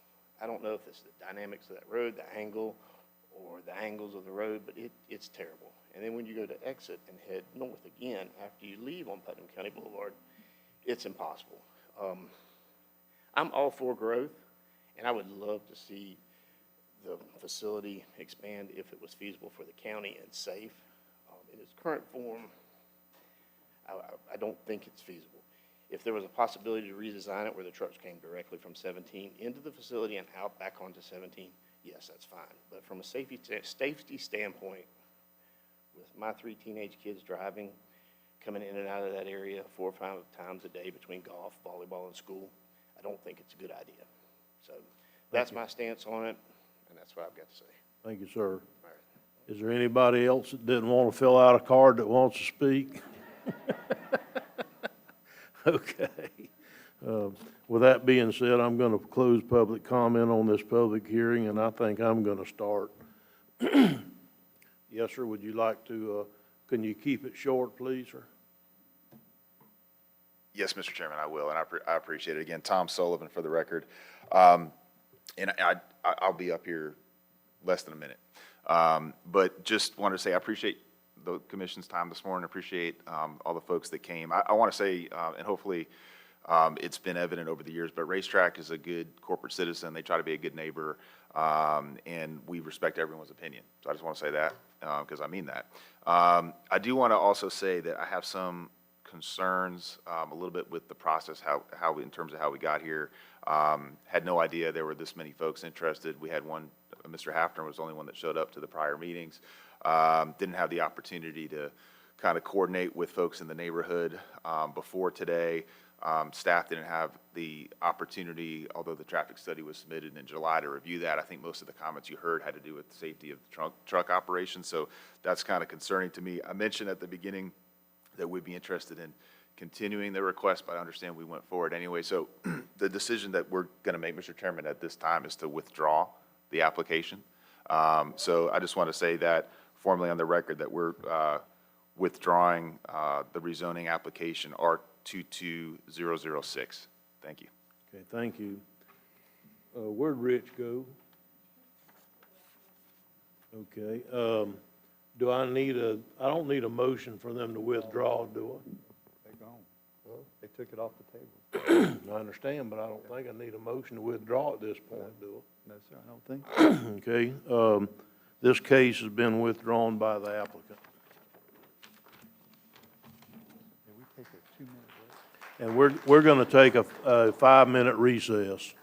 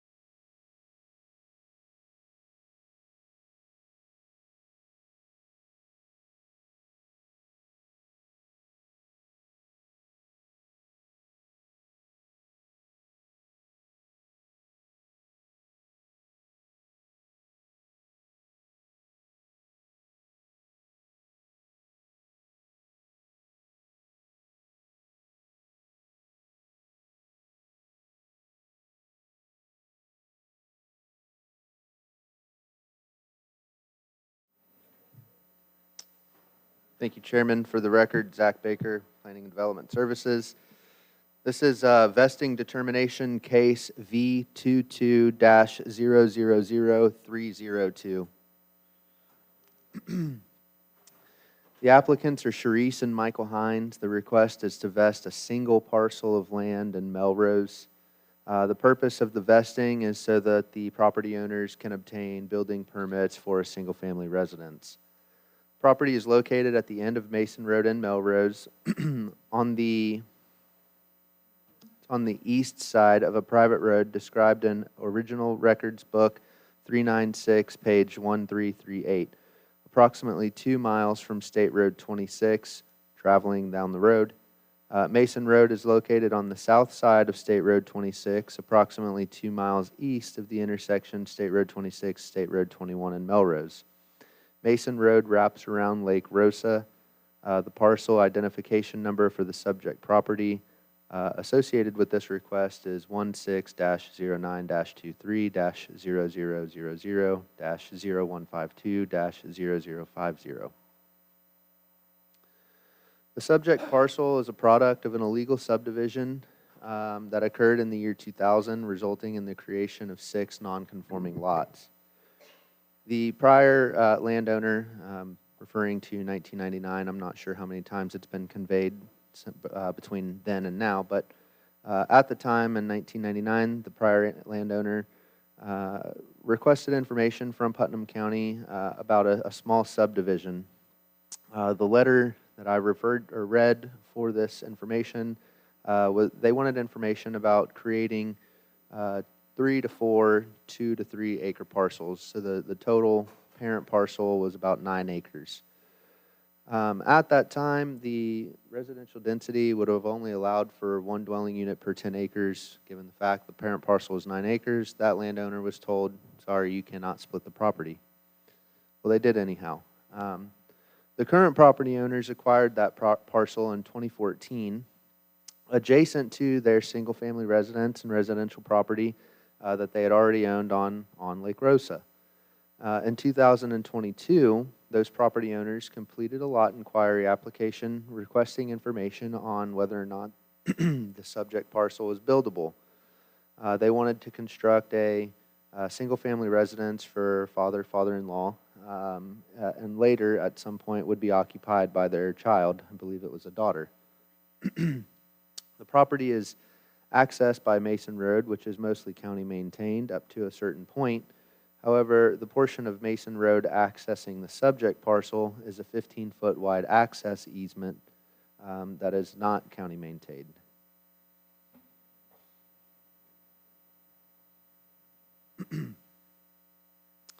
So whenever we're looking at vesting determinations to be heard by the Board of County Commissioners, our Land Development Code directs us to 45801B, which states the following, and I'll work through these criteria as well. The owner of the parcel may have vested rights to certain development of a parcel if the following criteria for application of equitable estoppel are met. There was some act or omission by the county indicating that certain development of the parcel was allowed. There was not. The property owner relied in good faith on this act or omission by the county. Again, we did not consent to the division of the land. We actually expressly told the prior property owner that it couldn't be done. However, the applicants were informed in a lot inquiry letter that they could go before the Board of County Commissioners and request a vesting determination on the subject parcel that they own now. The third criteria, that as a result on this reliance, the property owner made a substantial change in position or has incurred such extensive obligations and or expenses that it would be highly inequitable and unjust to deny the owner to develop in a manner consistent with the act or omission of the county. Again, we did not omit that the property could be divided. The previous property owner simply split the land with deeds, and this current property owner has, followed all of the procedures that staff has outlined for them to follow for this request. Furthermore, 45801C has additional criteria which states, in determining whether these conditions have been met, the county shall apply principles established by Florida case law including but not limited to the following. The proposed development of the parcel must have been legal at the time of the county's act or omission. Again, the county did not act or omit anything, therefore, the creation of the parcel was not legal. And two, mere purchase of the parcel in reliance on then existing rules and regulations is not detrimental reliance giving rise to the claim for equitable estoppel. The Hines family purchased this property unknowing the prior history of the property. They had assumed that because it was 1.98 acres in size, it should be feasible to erect a single-family residence. Here you can see an outline of the property and an aerial image. On the southwest corner of the property, there's some frontage of another residential lot that kind of snakes down to Lake Rosa. That is the Hines residential property. And then you can kind of see what the outline of the parent parcel would have been. It kind of looks like the state of Nevada. And you can see the subject parcel is 1, 2, 3, 4, 5, and then down at the bottom, 6 was added on to one of the lakefront properties. That is the subdivision that I'm referring to that occurred back in 1999. Here we can see that the property is zoned agriculture. Just adjacent to it, the property is zoned residential. And the future land use designation for this property is now rural residential, which has a residential density of 1 dwelling unit per 2.5 acres for the criteria that this parcel has. It's worth noting that the rural residential future land use category can support density up to 2 dwelling units per acre. If the property is not in flood zone, is on a paved county-maintained road, and is serviced by community water and sewer. None of those are true here except for the flood zone. So in conclusion, the property owners legally obtained the property with the impression that the property could be developed. Upon submitting a buildability inquiry, the applicants were informed that property was created without the benefit of a lot split or subdivision review after the establishment of the comprehensive plan and does not conform to residential density requirements. The subject parcel exceeds the residential density requirements of the rural residential future land use, which is 1 dwelling unit per 2.5 acres. The subject parcel is 1.98 acres in size. The applicants could be required to pursue a remedy as stipulated by LDC section 45-1004-6. That remedy essentially states that in order to absolve this illegal lot split, they could combine it with their parcel, and then it would be considered a legal lot. Then they could pursue a family member density exception and a lot split to split off up to or at least 1 acre of land. However, that option would be more time-consuming and costly than requesting a BOCC vesting. Staff is unable to administratively vest the parcel because it was created after December 19th, 1991, and it was not created through a lawful subdivision. LDC section 45-798 explicitly states that the property has to have been created prior to December 19th, 1991 for staff to have the ability to administratively vest a lot of record. So therefore, staff is recommending that the Board of County Commissioners vest the subject parcel and the 15-foot access as depicted in Exhibit C of the staff report, subject to the following conditions. The developer or the homeowners should install a 40-foot radius turnaround or equivalent as described in LDC section 45-636A3 before any development occurs. This is to ensure that our fire and emergency services, law enforcement can get onto the property and access in the event of an emergency. Okay, I think I'll start with this one. To me, this is exactly why we need a planning committee that we've discussed here several times in the past to get homeowners that are residential homeowners that are in this position to keep them from going through what these people just went through over something that's a damn no-brainer. I understand that we couldn't do it any easier because of our land code, but we need to make our land code where it doesn't do this to people in this county. This should have been able to go to a development committee, a planning committee, or whatever you're gonna do it, and the planning committee could have just done this for a $50 application fee and moved forward, because this is a no-brainer. I wish there was another way to do this other than vesting this property, I really do. But that's the type of decisions that we need to give to this committee that we're trying to set up with the land development code changes, where people don't have to wait 3 months, where people don't have to do this. They can come in and make their presentation, and if they don't get what they want from committee, or committee doesn't want to hear it, then they can go to the next step, which would be planning commissioner, which would be whatever it may be, to try and plead their case before a citizens board. We don't ever want them to lose that opportunity to do that. This is a no-brainer thing to me. I mean, they got 2 acres, they need 2.5, it's out and they own the property next door, and really? I mean, this is like, how brutal are we gonna be on a landowner in Putnam County? I know we have to, I'm not getting on you, Zach. I know we have to by our current code. We've got to change this. We've got to change this to where we don't put people through this over something as ridiculous as this particular case is. We've got to figure out a way to do that in our land code rewrite. So anyhow, did you have something, Commissioner Harvey? I did. Thank you, Mr. Chairman. I agree with you on that. Zach, real quick, if we were to go along with this, which I support, let me say, we've got a 15-foot right-of-way going down to this property. We're going to require 40-foot, correct? Just for the radius. So this would be internal on their property. It would only be their requirement to do so. All right, I'm worried about that, but I can get back to that in just a second. But all of Mason Road, and I've been out there quite a bit, is not a county-maintained road. Would this section still be privately, it would be a private section? Because we would not want to take that in, I would imagine. Correct, yes, sir. So every bit of the Mason Road that is located where that illegal subdivision occurred is private. Let me ask one question. Mr. Grimes, is 15 feet enough width? I mean, it's kind of minimal, and I know we're talking, we run into that where it's wide enough right now, but when you got a fire, it sure ain't wide enough, and everybody wants all the fire trucks there. So I'm just going to ask that question to you, because we ran into that the other day. So.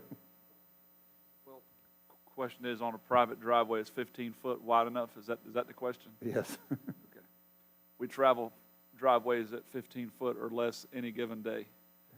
So I would hate to say that this one needs to be any wider than that. You can travel to many parts of this county, and the side of the truck rubs going down the road.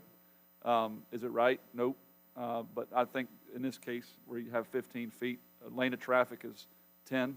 So we got 5 foot wider than each lane of traffic that are going to go down normally. We ran into it in a subdivision here that's really close. Maybe the fire truck and the garbage truck can't pass each other going through this, but I mean, the odds are not in that favor of that happening to you. So I would go with 15 feet. I really would. Thank you, sir. Thank you, Mr. Chairman. That's all the questions I have. Okay, is there anybody today that would like to speak in favor of this case? Please. Are you the applicant? Yes. Okay. Michael Hines, 292 Mason Road, Melrose. To your point, we had an accident. My grandmother fell and hurt her neck, and an emergency vehicle came out there, and that was about 5 years ago. And about when we first owned the land, 292, we had a fire. Someone set a fire, and it spread, and the fire trucks were able to get down the private road. The private road is actually better maintained than Mason Road, so just so you know. Thank you. Thank you. I have no doubt. Is there anybody else who would like to speak for or against this?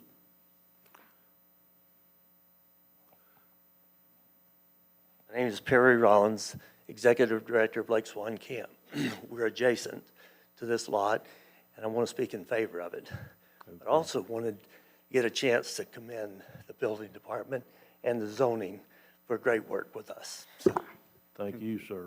Thank you for coming today. Chair will entertain a motion. Mr. Chairman, I move approval of vesting determination V22 20-000302 and recommend staff recommendations to approve the vesting of this parcel. Second. Okay, Rich, would you read the resolution? Don't we have to read that by title? This is Resolution 2023-102, a resolution of Putnam County Board of County Commissioners providing for a vesting rights determination regarding parcel of land in unincorporated Putnam County, case number V22-302. Thank you. Commissioner Adams-Ack? Yeah, I guess I just have a question in general, and is there a means, and I guess this is out to anybody in staff, for us to identify where there's other properties that fall in this category? I don't know how you do that. It would seem like it would take some work, but is there a means electronically or something to identify lots that are somehow have a number but aren't actually real approved lots? It would be very difficult to do. It's kind of like when we asked staff, could we identify all the different lots the county owns in the county that we could sell that we didn't need? And they've been steadily identifying them now for 65 years. And about time we think we found most of them, we find another pot full somewhere. So it's just almost impossible unless you put somebody on it full time to start looking for these type of things, just specifically until they just come up. Yeah, I was thinking that would be the case. I just didn't know if there was some software or something out there in the world that maybe could do some of this stuff.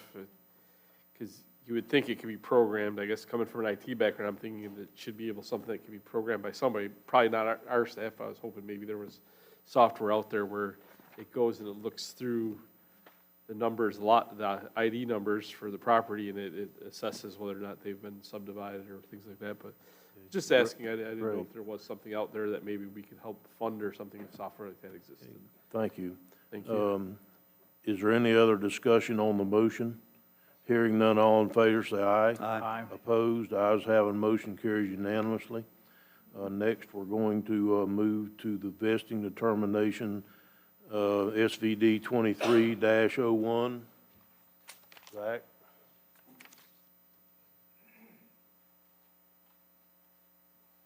Thank you, Chairman. For the record again, Zach Baker, Planning and Development Services, case SVD 23-000001.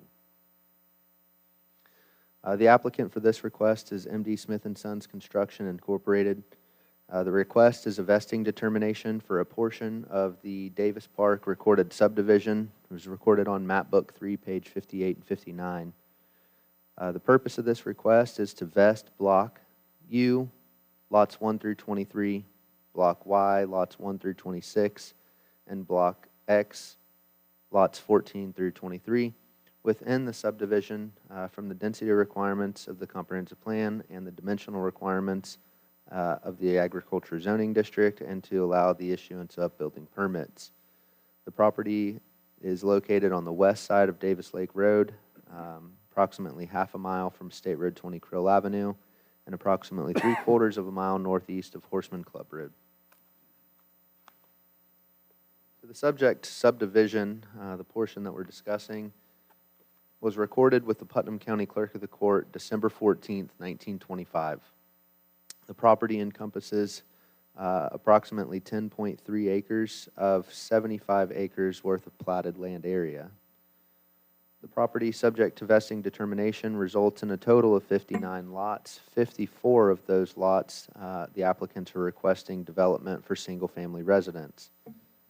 Those other 5 lots that would not be developed, 3 of them will be developed as a stormwater pond. 1 lot will be developed as a tot lot recreational facility, a playground to amenitize this portion of the subdivision. And then 1 lot would be used as a community utility area. County staff, the county in general attempted a vesting determination in 2000, but the subdivision failed to administratively vest due to the number of owners for the requirements that were established at that time. In 2001, there was an attempt to vest the front 15 acres of the subdivision. That's what the staff report states. I think it's referring to the north portion of the subdivision that's adjacent to State Road 20. Nonetheless, the attempt was to vest that front portion, subject to MSBU roads being established. According to notes within the subdivision file, those roads had not been implemented as of 2012. So staff is of the belief that those MSB roads were never established, and only the portions that are, fronting Davis Lake Road, Krill Avenue, and some very small portions of the side streets, those had been granted building permits prior to this 2012 determination. Moving on down the timeline, at some point staff suggested vacating the remaining 60 acres of the subdivision plat. Again, this is the south portion of the subdivision. However, consent from the landowners was not obtained. It would have been a county-initiated vacation, so the county had to notify those landowners. Those landowners had to provide permission to the county to move forward with that vacation. That didn't happen. Vacating the subdivision, or that portion of the subdivision, would have removed the encumbering subdivision plat and would have returned the lands to essentially raw acreage, which could have been developed into anything subject to proper land use, zoning, and development requirements at the time. The developer has attested to only construct site-built homes on the portion of the property, of the portion of the subdivision that is this vesting determination would be subject to. The developer will be installing paved roads within the 50-foot platted rights-of-way. The roads will conform to Putnam County design standards. The city of Palatka will be providing water and sanitary sewer to the development. The utilities must be located at each lot before the issuance of any building permit. The developer is also to install stormwater infrastructure in the form of swales and retention ponds. Those facilities would be permitted through St. Johns River Water Management District and working with our Public Works Department to ensure that the design standards of those swales are met and abide by county requirements. Here we've got the vesting criteria again, 45801B. The owner of the parcel may have a vested right to certain development of the parcel if the following criteria for application of equitable estoppel are met. There was some act or omission by the county indicating that certain development of the parcel would be allowed. Because the county has never vested any portion of the subdivision, this doesn't necessarily, this criteria it cannot be met. The property owner relied on good faith on this act or omission by the county. So if we were to vest the subdivision today and they, get all the appropriate permits to come in and start, running the utilities or paving the roads or starting the stormwater, if at that point the county abides by that type of development, then we could start getting into equitable estoppel territory. As a result of the reliance, the property owner made a substantial change in position or has incurred such extensive obligations and or expenses that it would be highly inequitable and unjust to deny the owner to develop in a manner consistent with the act or omission of the county. Again, if the vesting is approved and they move forward and providing the utilities, the water and sewer out there, if at any point after that is done, we say, whoa, hold on, we can't build here, then we'd have equitable estoppel. 45801C continues, in determining whether these conditions have been met, the county shall apply principles established by Florida case law, including but not limited to the following. The proposed development of the parcel must have been legal at the time of the county's act or omission. The county cannot be stopped from prohibiting development of a parcel where such development was illegal at the time of the county's act or omission. So the county accepted this plat back in 1925. However, we didn't have zoning regulations, we didn't have density requirements, we didn't have subdivision regulations. So when it was recorded, the intent was to have a subdivision with a number of lots for residential development. But since that development never went on, when we did establish the zoning regulations, density regulations, some of those aspects and characteristics of the subdivision now do not meet our current regulations. However, that does not preclude them from being looked at as a lot of record or as a vested development to maintain their development rights. Mere purchase of the parcel and reliance of then existing rules and regulations is not detrimental reliance giving rise to a claim for equitable estoppel. So the subdivision, as a recap, was recorded in 1925. Prior to the implementation of Putnam County zoning ordinance in 1975, subdivision regulations in 1983, and the Putnam County Comprehensive Plan in 1991. The rights-of-way were dedicated to Putnam County when the plat was recorded, but the roads were not improved nor maintained by the original developer. Therefore, Putnam County had no obligation to develop or maintain those roads. 2 single-family residents have been developed in the areas of the subdivision that were not vested. Development has occurred in parts of the subdivision adjacent to paved county-maintained roads. Staff has not researched as to how or when those other 2 single-family residents were developed. One testimony from a landowner out there was that that home on Davis Lake was built a number of years ago, probably before any of these zoning laws were effective. Paving the roads, providing drainage facilities, and installing utilities to each home site will conform with the residential density requirements of the future land use designation. Right now, the future land use designation of this site is urban reserve, which would allow for residential density of 12 units per acre. It's been a while since I looked at it, but if memory serves me correct, there's somewhere in the ballpark of 5 units an acre. That's just 54 homes, 10.3 acres. Pretty quick math there. All stormwater improvements will be required or will be permitted by the St. Johns River Water Management District and installed pursuant to Putnam County regulations. This image is showing the portion of the plat in which the developer intends to vest. All of the highlighted lots here are the subject property and those lots that are intended for development. While we're looking at this image, I know it came up last time we heard this topic. How are the roads going to be laid out? So we've got Davis Lake Road runs essentially north-south on the east side of Davis Lake.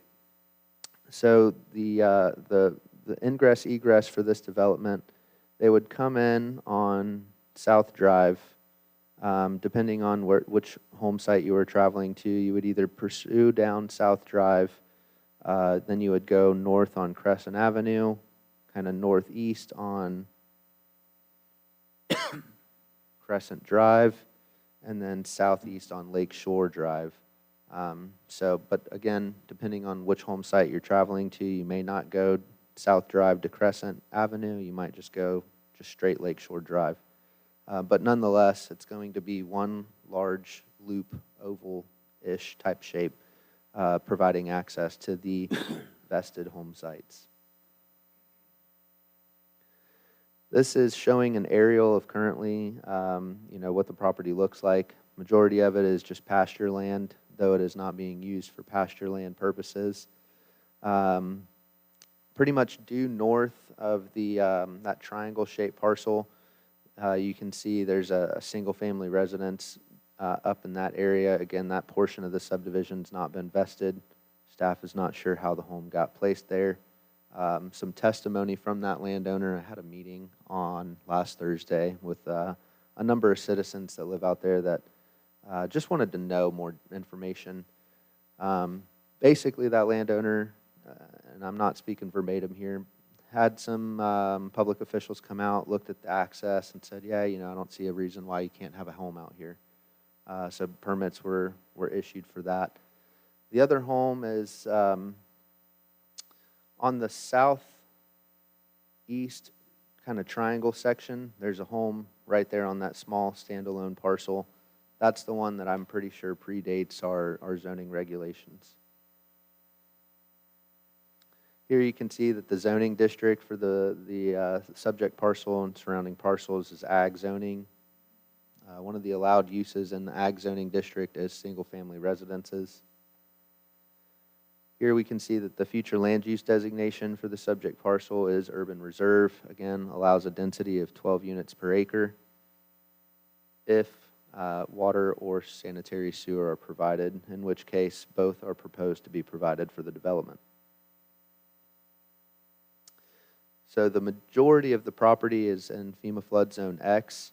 There is a portion of FEMA Flood Zone AE, kind of on the southeast portion of the property, and just kind of coming up right in the south side of the property. Again, wetlands, our GIS reference map does show some apparent wetlands.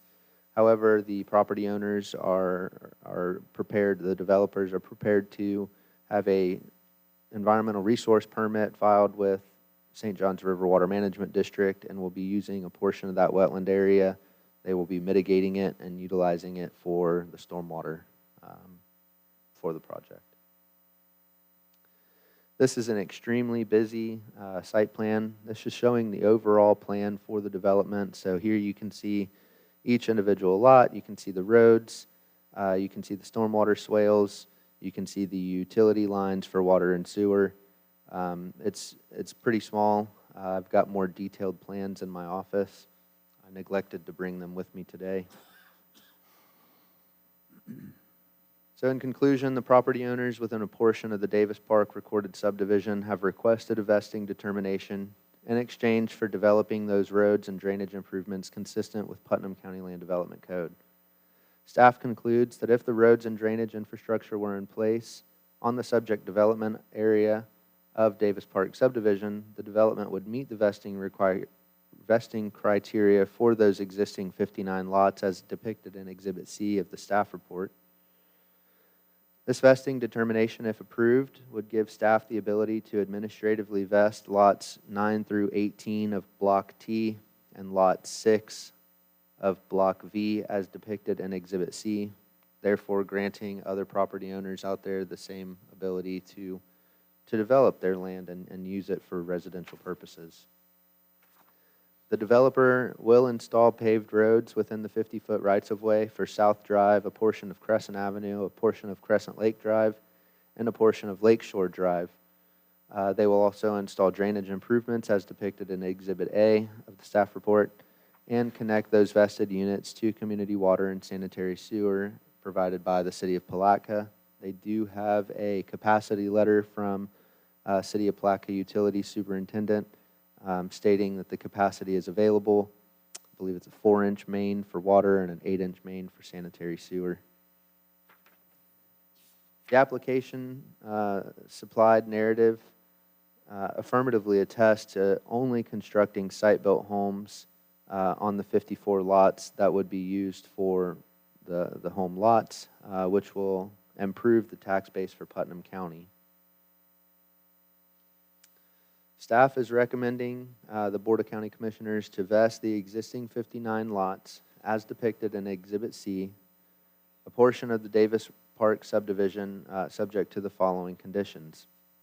The developer shall request and receive a site work permit issued by the Putnam County Public Works Department and reviewed by the Putnam County Development Review Committee to install drainage and paved roadway infrastructure.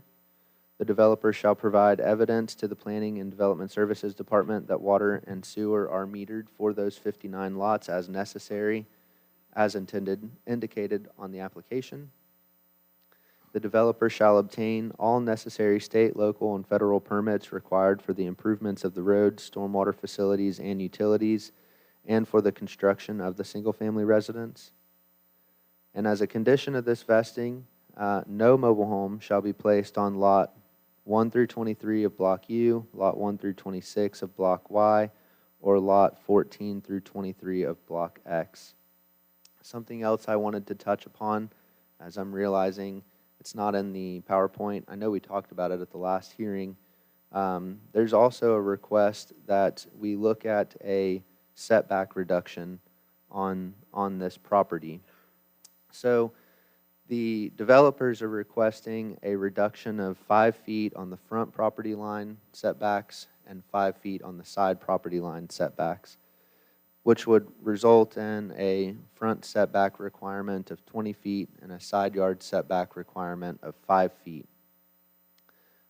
It's worth noting that a setback reduction of that nature is only required to be reviewed at an administrative level. Any of the staff in our planning and zoning department capable of handling that request would have the authority to complete that staff report. Myself or the director would sign off on it. So again, a 20-foot front setback and a 5-foot side setback. There's no request for a reduction of the rear setback. The majority of the rear yards for this development, a portion of it would be utilized for the stormwater swales.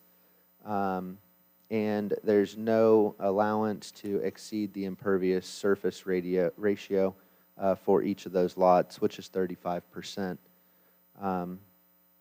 If any of the property owners, if it's vested, after the home's built, if they desired to further encroach or exceed impervious surface, maybe they want a carport or a garage or something along those lines, they would be required to come to the Planning and Zoning Department and request that variance to further encroach or exceed the impervious surface ratio.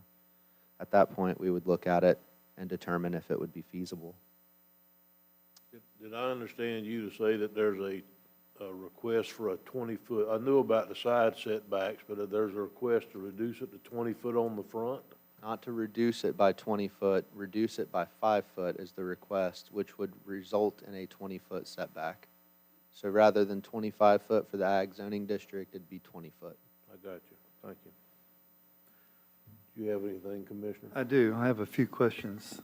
Zach, are you saying that no mobile homes at all, if we vested these lots that no mobile homes will be put on those lots? That's correct. Okay. Do the setbacks coincide with the city of Palaca's ordinances? Because this property is going to be annexed into the city of Palaca, correct? Well, not immediately. I don't know what the city of Palaca's setback requirements are. I would have to look at the zoning district that this could end up being, and I just wouldn't know what that would be. And in terms of annexation, there's still some time before an annexation would be evident here. Just because they would connect to the city water and city sewer does not automatically, warrant an annexation. The city of Palaca would essentially need to grow where they are right now and have property that is already city of Palaca adjacent to one of these subject lots in order for annexation to be on the table. So we really don't care about annexation as much as we're not going to issue building permits until services are run out there, correct? Yes, sir, that's correct. Okay. Annexation could occur in 5 years, it could occur in 50 years. It just depends on how quickly it takes city of Palaca to navigate that way. What protects us, the county, with these paved roads in there? What would we give those to the city of Palaca if annexation did occur? Or we have the same problem we're having on St. John's Avenue where you bounce in and out of county, city, county, city? I mean, I don't know if you can answer that question. I'm just... Yeah, I don't know how the roads would look. I mean, I don't even know if we're going to accept them into our own maintenance agreement. Okay, those are all the questions I have now. Thank you, Mr. Chairman. Is there any additional questions of staff at this time? Yes, sir. Commissioner? So regarding the annexation, if it were to take 5, 10 years or whatever it takes, in the meantime, would they have the ability to put well and septic, or is that completely off the table? No, ma'am. One of the conditions is that water and sewer be provided in order for them to build on the lot. Okay. And then in your opinion, because it's a recorded, platted subdivision, does that mean it automatically gives the right to one dwelling per unit? Yes, ma'am. I mean, it is within our comprehensive plan and our land development code that if it predates the comprehensive plan of 1991, that they are entitled to 1 unit per acre, as long as you can, meet the setbacks, have well and septic or potable water and sanitary sewer, and have physical and legal access to the property. Right, I understand that, but since they're asking for variances, that makes the difference though, right? In other words, since they're asking for a variance, for us to give them a variance, that doesn't automatically give them the 1 unit per dwelling. 1 unit per, dwelling per unit. They could build on the property without the variance. They're requesting the variance to allow for a greater, more different home types, you know? Right. That being said, I mean, if the BOCC chose not to grant the variance, the setback reductions with the vesting, nothing would preclude them from going for an administrative vesting on each of those lots when they were being developed. The intent here was staff can administratively approve these. Let's go ahead and throw it in with the vesting determination so that all home sites have the setback reductions to allow for the variety of homes to be built on property. Okay, thank you.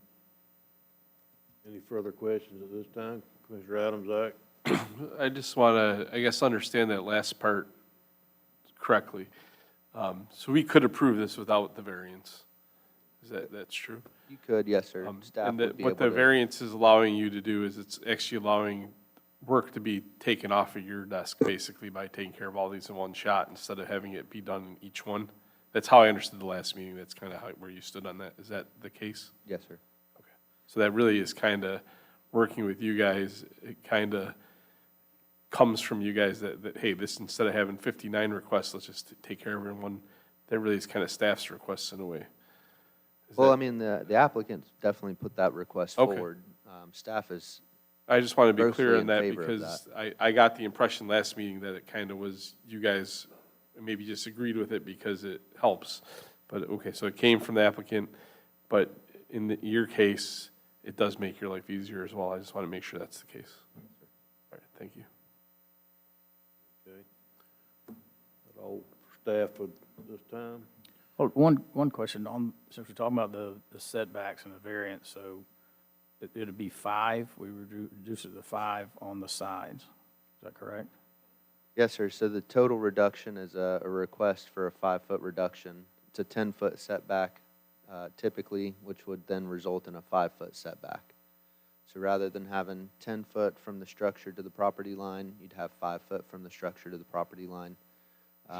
It's worth noting too, depending on the size of the structure, right? If it was suppose they were able to get a shotgun style house out there and, didn't need a setback reduction, they were well within their setbacks, and then somebody wants a 150 square foot tool shed, they would be able to place that shed 3 foot to the property line. So the 5-foot reduction, it's compatible with, other setbacks that we've granted in the past on larger properties. Okay, so if I'm not a builder, is the setback from the side of the structure or the edge of the roof? It's measured from the vertical wall of the exterior vertical wall of the structure. All right, thank you. Mr. Wilkinson? Do you feel like that if this were to move forward, we would be setting a precedent for the other recorded platted subdivisions within the county that are vacant? Yeah, so would we be setting precedent? I mean, not necessarily. We're looking to approve this request with the intent of providing, infrastructure. So we're not just going and saying, yeah, you can build out there. It can be dirt roads, well, and septic. We're stating simply, if you bring the infrastructure that would be required for a platted subdivision today by today's standards, then you can build what's already platted. Okay, thank you for that clarification. Thank you. And Commissioner, there's case law that actually says your decisions in these types of cases that come before you do not set precedents because each one is handled individually and you review them individually. Okay, thank you. Okay. Do you have any cards for me, Ashley? That look you gave me, there must be a mountain of them. Oh, no, not too bad. All right. We're going to start with Miss Judy Rothschild. Jerry's going to make you come up here and do it, is he?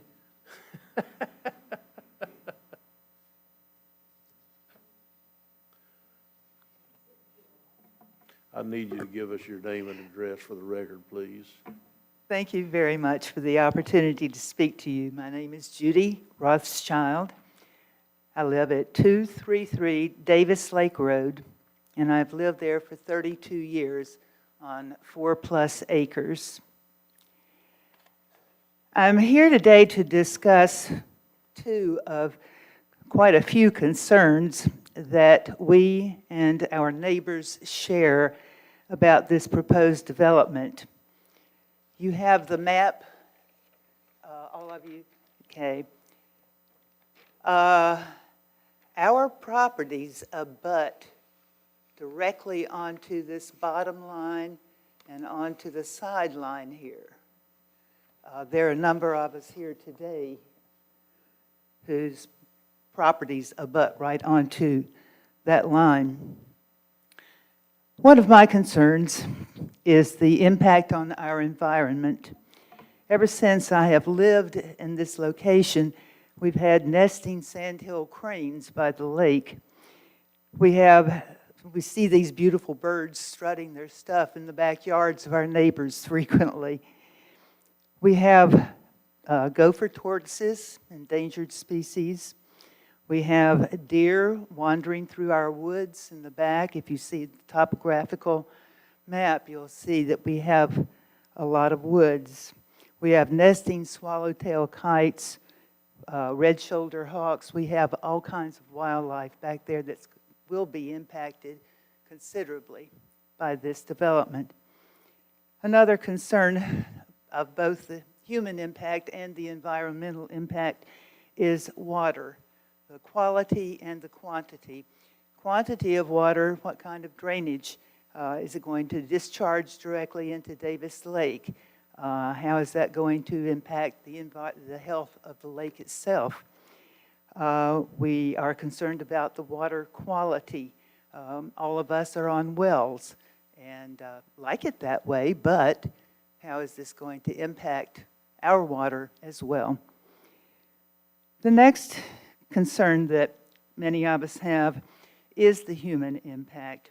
54 small houses on 10 acres seems to me like a density I can't even imagine. We're talking 100 to 200 more people living in a relatively small area, and that density is likely to lead to considerable issues as far as water and flooding problems are concerned. The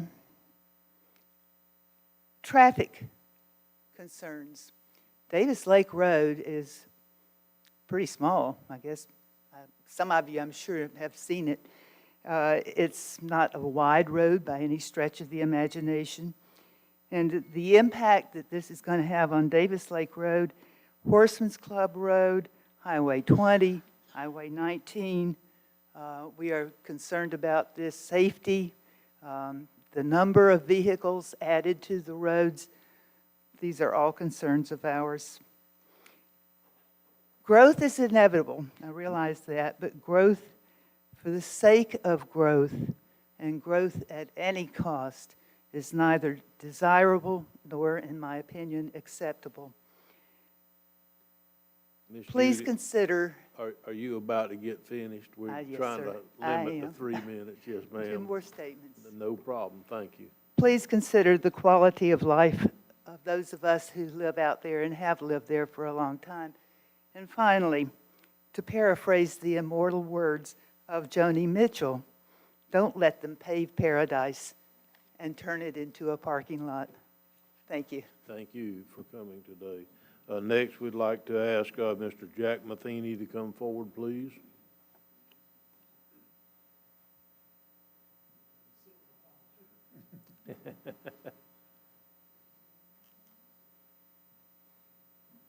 Jack Matheny, I'm at 221 Davis Lake Road, and I've been in the area since I moved here 30-some years ago.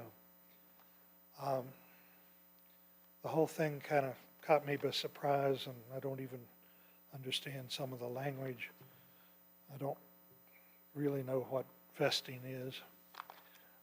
When I've tried to get information after I found out about this just last week, I was able to acquire this map. With a stronger pair of glasses, I could see it said May 1925. This just seems strange that we're even talking about it. It doesn't match what I look at every day. Davis Lake Road was just paved since I moved to this address. My wife and I take a different route out each morning because I'm afraid to try to cross Route 20 from Davis Lake without a stoplight. And if we dump more traffic on that, you're gonna have wrecks galore where Davis Lake Road matches 20, the 4-lane highway, because how are you gonna turn left with traffic going? It just doesn't sound reasonable to put that kind of traffic on what was a mud road just a few years ago. Of course, the other things mostly have been mentioned. The water, one of the first things, the house I'm living in was occupied by my aunt from the late 90s, so I've had access to this area. First thing I was surprised with was a big storm turns my backyard into a lake. That was real nice for my golden retriever. She loved to go back there and play in the water when it rained. I can't imagine how they're going to drain all that. I would think that it's wet on the other side of the culvert, and I'm sure there's an engineering way to do it, but if they build it up, they're going to dump more water back on me. And I don't even know how to answer these kind of questions, because I'm sure if you got enough money and enough engineering, you can do something to turn almost anything into a paradise. But those little those little buildings, my property goes right across the bottom of that yellow block, block Y. And I'm already out of time. Well, let me also say there's crime in the area. This is really going to make it more of a dangerous thing. And the wildlife thing's been mentioned. Used to be horses going down Davis Lake Road. There's still kids and four-wheelers, and it's just not an area that needs 100 more people in it. Thank you, sir. Next, we'd like to call up, looks like Dilbert Warner.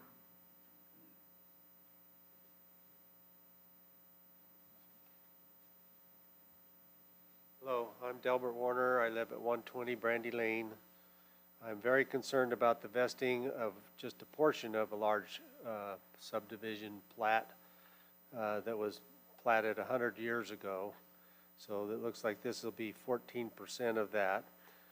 And the area's definitely changed over the past 100 years, and it doesn't seem practical to me to shoehorn this high-density subdivision into 10 acres at this time. My primary concern is drainage and the potential that my yard and my neighbors' yards will be flooded during thunderstorms and hurricanes. Currently, there's a pond located on this property near this pond during thunderstorms, which seems to be related to the pond, and it seems to be that is a wetland, and I think they talked about that portion of the property being a wetland. The standing water takes days to dry out after days of thunderstorms.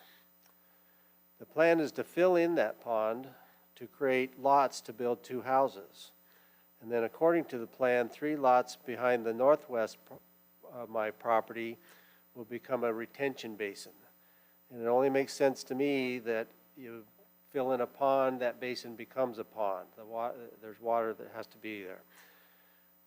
So I'm concerned about where the storm drainage will go when the property is covered, and it sounds like it's going to, just by design, be covered 35%.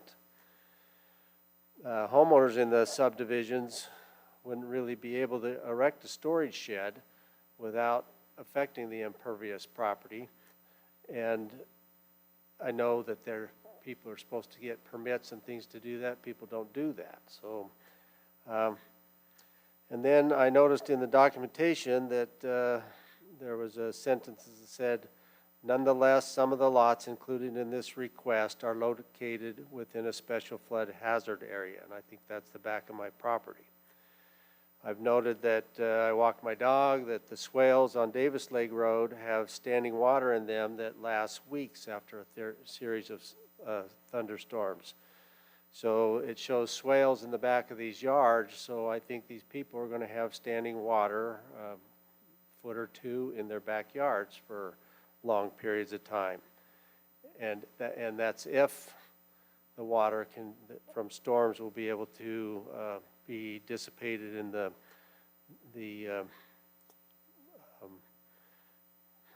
my brain is forgetting the word, the retention basin.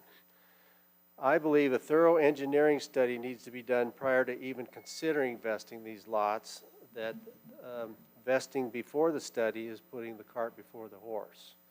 So why vest this and give them the opportunity to build if there's a potential that they cannot build? And I have details on that if I have a few minutes to say more. We're trying to get everybody to hold it to 3 minutes if possible, sir. I just say that they need to verify the groundwater levels that are currently there. How deep can the retention pond be before it can hold everything? What is the volume of water that's going to be displaced by filling the pond? Will it be able to handle rain events from the past 50, 100 years in the past? Those kinds of things. I think those need to be All those done questions would have to be answered through the St. Johns River Water Management Stormwater Permit. but after the vesting. I think If it should be gets done vested, yes, sir. I think it should be done before the vesting. Thank you. Yes, sir. Thank you for coming. Nancy Brenner.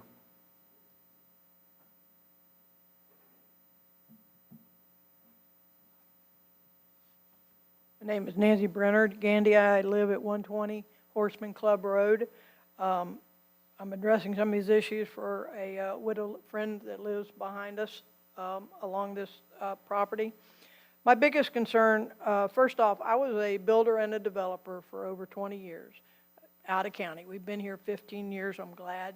You know, I've heard all the stories of how Putnam's behind, but I know that everybody's trying to move forward. So having looked at this, I've built properties on old plats. This one is 100 years old. My dad would be 100 years old this year. Okay. I've built properties where, to meet the county codes for the size of the lots, they didn't just get to use the lot as platted, the 50-foot. If R1A or whatever they designate in this area, if this wasn't platted, if it's 75 foot, then they just use a lot and a half. That is normal everywhere else. But to bring this down to 50 and then to have a variance that Mr. Baker, I believe your name, is that your last name, Baker? Okay, Mr. Baker says that admin's going to approve the setbacks, whether y'all do or whether anybody does, they're going to administratively do it, and he made it very plain. I don't believe that's what he said. Well, Sunday's meeting, he did say that, and he alluded to it today, but at Sunday's meeting, he did say that. Turn that off a minute, Mr. Harvey, please. What? I'm going to not stop your time where you'll have more time. He didn't allude to that. He said he had the authority to do it, but he was asking us what we thought about it as part of this deal. Right. He didn't say he was going to do it, did you? No, so Well, I Sunday- just wanted to bring that out. That's not accurate. Okay. Well, at Sunday's meeting, he did, but okay. Okay. You weren't at Sunday's meeting, so we won't go there, okay. Turn that back on. Lost my train of thought. But to take what you're allowing, a 50-foot lot, if you go by the 1925 plat and you say, okay, you can use the 50-foot, we're not going to penalize you into current codes, we're going to let you do the 50-foot. To turn around and say, I'm going to reduce the sides, that's 10 foot between houses, wall to wall, not counting an AC unit, not counting the overhang. That is, what you're doing is taking all the property and making it more flood because there's nowhere for the water to go. You know, if you've got 10 foot, I've built homes, Seagate North and St. Augustine. They're on 55-foot lots. They're 35-foot wide. We sold 200 of them. I didn't own the development, but I built the homes. So what I'm saying today is that I think that the variances of moving the setbacks, I know the plat's going to go through, it's going to get vested, but some of these variances are not good. I know water management is supposed to address drainage. However, when I look at the maps that were submitted with this submittal, and I look at these, what they're calling a swale in the back, it starts at the property line, and it's going to be approximately 50 foot wide. It's going to be approximately 5 foot deep based on their elevations that they're showing. And there's no contingency for you have Mr. Matheny has a ditch now. It's called Deval Branch. And that's where drainage from the other side of 19 comes under Davis Road, runs between his two parcels, runs into this parcel, under another culvert, through a ditch. I walked it yesterday, so I know exactly where it is. And then it went to the lake. Well, the road now has been built up, and fill has been put in some of that corner area where that would normally go. And now I see 2 homes over that ditch. I don't know how those 2 homes, and they're not listed anywhere that anybody says. But if you look, those two homes are sitting over the top of that ditch. So I don't know what they plan to do with the ditch. But if you allow them to go forward, you're going to have a drainage issue. Your setbacks are going to be really hard. There's no vegetation, no land to put screening between property owners who've, built nice homes or whatever. There's nowhere to put any vegetation because their swale, quote unquote, in the back is running all the way to the property line. There is no setback, there is no easement, there is no screening.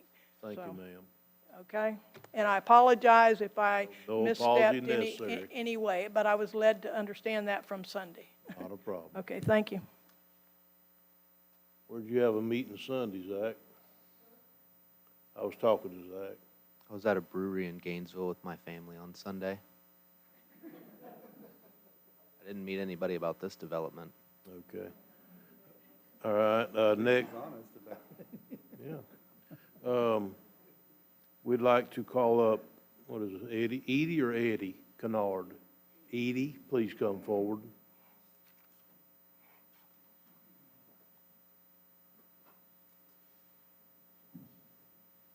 And if you'd state your name and address for the record, please, ma'am. I'm Edie Kennard. I live at 229 Davis Lake Road. And one of my biggest concerns is, I think, the swales that are going to come across the back of all of the properties. There's probably 6 families that are involved there. And that's about 1,300 feet of swales that could potentially be 8 feet wide by 4 feet deep. Now, I never had water on that property. My husband and I walked that in 1983, and it was high and dry. When it rains now, and I'm with the people that have spoken thus far, it crowds into my yard. It comes off of my back full 1.5 acres and into the back of my property. I had a guy there recently that came in to do some bush hogging for me to clean it out because I have a workshop, and he bogged down. And he said, I can't complete this. Well, that tells me that if there's water out there and they're going to have 1,300 feet of swales, they're likely to be full.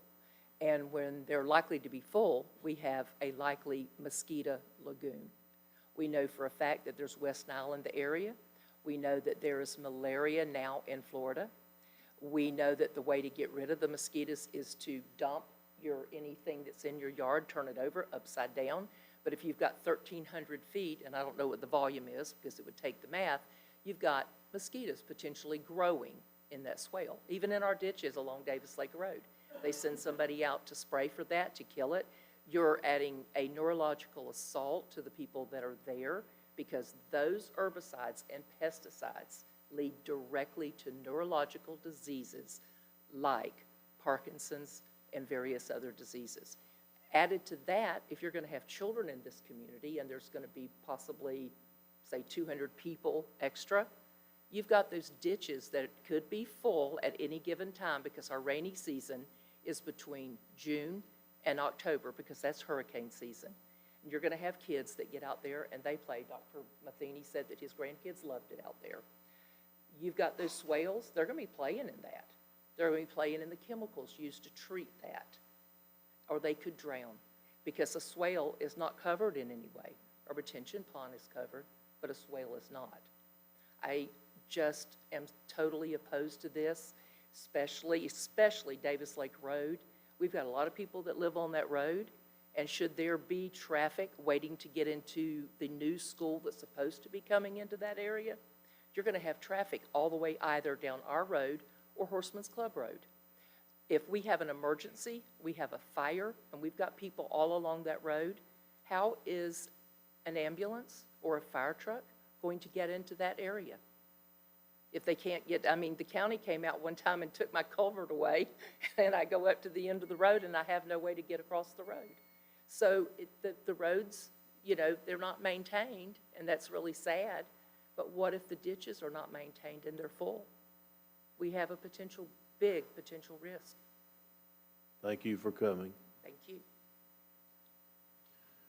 Okay, next, we're gonna ask Steve Kerslake to come forward.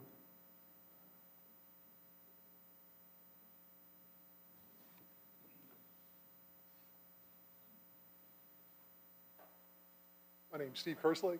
My current residence is 190 Hanging Moss Lane, Enterprise, Florida.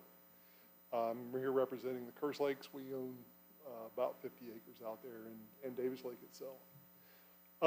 We are not anti-development. We certainly think that Palatka and Putnam County should continue to grow. However, we would propose, we're more pro-green space, and that area out there has been undeveloped for a very long time. My grandmother bought it back in 1941. So we've been there a bit. Share all the same concerns as the other folks here. Stormwater drainage, traffic, all these things are, in my mind, would be detrimental to the community. We do have a lot of concerns about this, the sheer density of the proposed development. And, you know, looking at Dr. Davis's original plat, he was a wild man. I mean, I'm kind of curious about the southwest corner. There's no access to those two lots in that southwest corner. So there's the roads that are on here are either non-existent or not maintained. Lakeshore Drive is a private road currently. So there would have to be, and that would be a question, is would those roads become county maintained roads, or would those roads be privately maintained by the HOA of this new community? Long and short of it, we would like to preserve the green space out there. We would like to work with the county to understand, you know, the best way to move forward with the development in the area, since we don't want it to stay stagnant. But we are opposed to development at this population density. Thank you for coming today, sir. Chairman, would you mind Turn that off. Mr. Kerslake, that was your grandmother that lived out there in the house? Yes. When I was a young boy, I used to maintain some horses in that area for some people, very young boy. And I would help her with some yard work and I was probably 12, 13 years old. But I worked for Bob Daly. You remember Bob Daly had his horse farm up there on 20? So I worked with him, but I would also do some stuff with another gentleman, and then your grandmother, I would help her with her yard work. Yep, and our son Cliff is here today. Yep. Good to meet Thank sir. you, Mr. Chairman. No problem. Next, we'd like Ronald Parker to come up.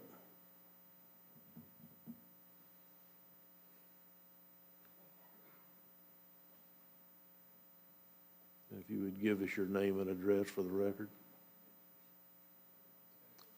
Yeah, you're going to have to give them to her first.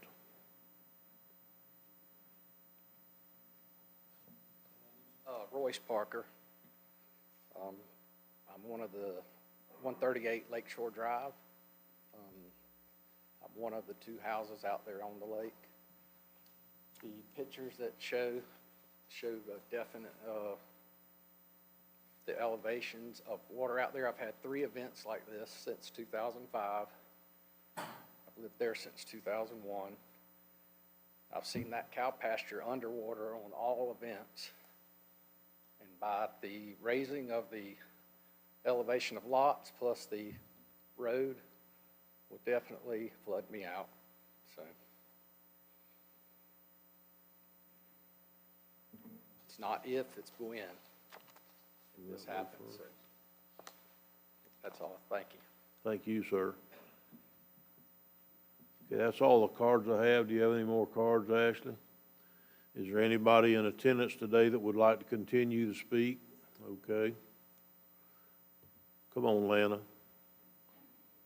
If you'd give us your name and address for the record. If anybody else wants to speak, and you don't have to, but I'd appreciate it if you'd fill out a blue comment card. It really helps our recording secretary. But you're good, Lana. Please go ahead. We all know you, including her, so that's fine. My name is Lana Bunton. I live at 147 Dancy Avenue, East Palatka, so I'm not a resident of this area. And having sat through the whole meeting today, it's a couple of things are pretty interesting in our county right now, in my estimation. And one thing I wanted to ask maybe Mr. Baker, and having been involved with the Planning Commission and the board, the designation, Lana, urban I need you reserve. to talk to me. Okay, urban reserve, urban service FLU. What a term. Really? It's a maybe. It's a maybe that holds 12 different designations about what can be done. So it doesn't really mean anything. It means if I've got enough power to make the change, it'll be changed. So it's an interesting thing when the developers come up and say, well, it's urban reserve, and urban reserve says we can do this. It says you can do a lot of things, a whole lot of things. Second question, 100-year-old subdivision. You think going back to that subdivision is not going to set a legal precedent for you as a county board? What about Interlochen Lakes Estates? You're going to start letting them put a mobile home on one lot? I don't think you really want to do that. Water and sewer to this subdivision, is it already there? No. Do we have any impact fees to pay for it? No. So who's going to pay for it? Property owner. My property taxes are huge, but I'm going to pay for the water and sewer to go in from the county to city. It's not appropriate. And last but not least, the individual that's requesting this is also working before the planning board to have our whole code changed so that lots can be built on that do not meet our current code. Lots platted pre-1972 or lots of record should be exempt from minimum lot size requirements. Lots with one service, talking about water or sewer, can be 1/4 acre for lots with municipal or community water supply or sewer. Lots without any service should fall within the state minimum of 1/2 acre. So we're going to go back to 1/2 acre with a well and septic tank on it. What's that going to do to our water supply when they're digging potatoes? And last, lots with both services should be zoned according to the PUD. I guess my remark is give an inch, then you give them a mile. Thank you for coming. Yeah, we have another one. Please come on.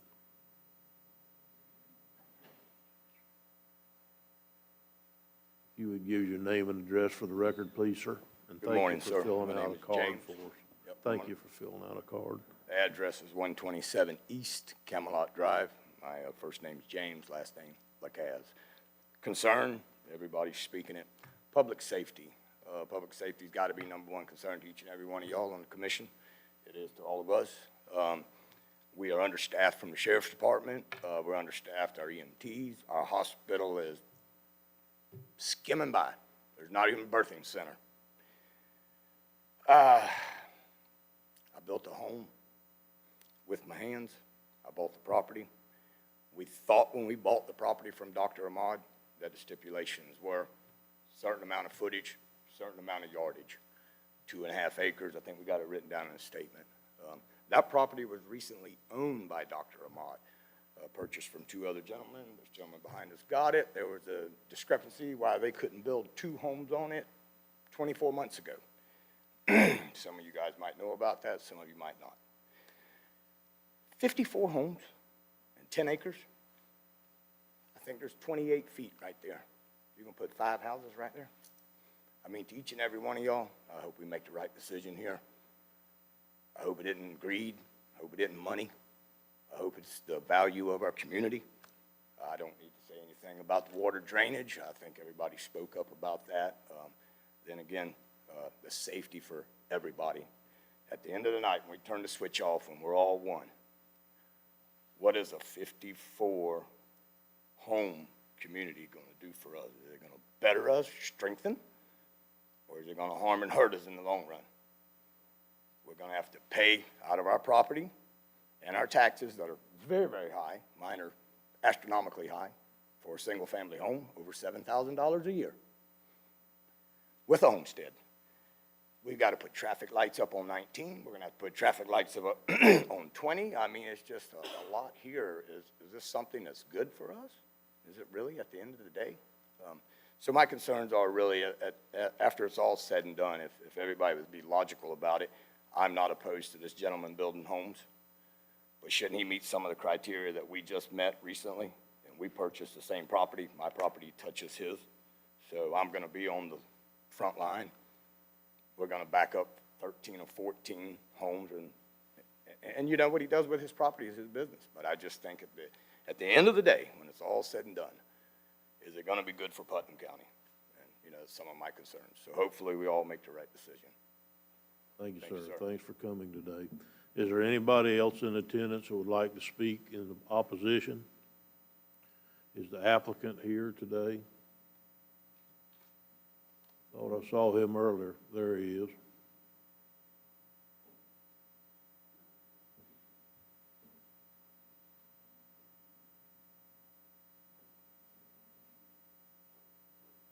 Good morning, Billy Gauze, BGRP Engineering Group, 654 Southeast Fort Island Trail, Crystal River, Florida. I represent the applicant. So I guess I'll start here. What this is going to do for the county is approximately $16.2 million in added property value for ad valorem. We all know that we need affordable housing here. We want jobs here. We want growth. We're not proposing to put mobile homes or modular homes in here. These are going to be nice single-family residences. That's the point of the variance for the 5-foot side yard setback. So we don't have to put row houses in here that are going to depreciate or diminish property values. We want to raise property values in the area. I apologize here. I just went through I typed my notes in so I could try to address the gallery. As far as the stormwater impact on Davis Lake, no water, not one drop will go into Davis Lake, not one drop. It currently does not flow to Davis Lake. In fact, the swales there are the outfall for Davis Lake, which wind up in the St. Johns River. We've already done a wildlife study out there to the young lady's point. There are no gopher turtles or any endangered species on the parcel that will be impacted or need to be relocated. Davis Lake Road is a conforming collector, a county standard collector road that will handle the traffic adequately. The taxpayers will not foot 1 penny of the bill for utilities in that project. All the utilities are, the cost is borne and paid for by the developer, 100%.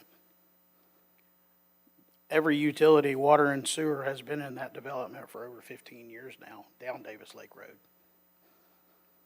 It's at the property line, we'll connect to it. The young lady cited a septic code, that's really not applicable here, so we're not gonna get into that, but the minimization that the gentleman's applied for is a state standard. So we're not asking for an exemption there, or he's not, rather. In terms of crime, it's a proven fact that when nice subdivisions are constructed, neighborhood watch programs are formed, when there's a presence of people, crime goes down. Every one of these lots out here was an individual platted lot of record at one time, whether somebody chose to acquire 4 acres, 1 acre, 2 acres, and combine those lots, that was their prerogative. But the fact remains that they're there, and they are lots of record and constructible. There are no wetlands on this property. There's a pond on this property, which is considered a surface water. It is in the 100-year flood elevation, which is currently zoned AE, which requires 100% stormwater compensation, which we've provided in our design. If you look at this plan, there are some pretty healthy stormwater ponds on this plan. They will adequately retain all the drainage and properly match pre versus post requirement by the St. Johns River Water Management District.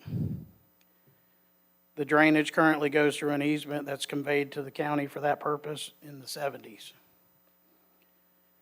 to drain Davis Lake. Vesting is not a permit. When you vest this property today, we still have to go through the whole permitting process. That all has to be vetted, approved, proven, calculated, so it all has to work. Lakeshore Drive has not been private since 1925 when it was platted and accepted by Putnam County. The house on the very end gated that access across the right-of-way, which his driveway will be moved. And that's about all I have right now. I hope I addressed everyone's comments Any adequately. questions of the applicant at this point? Okay.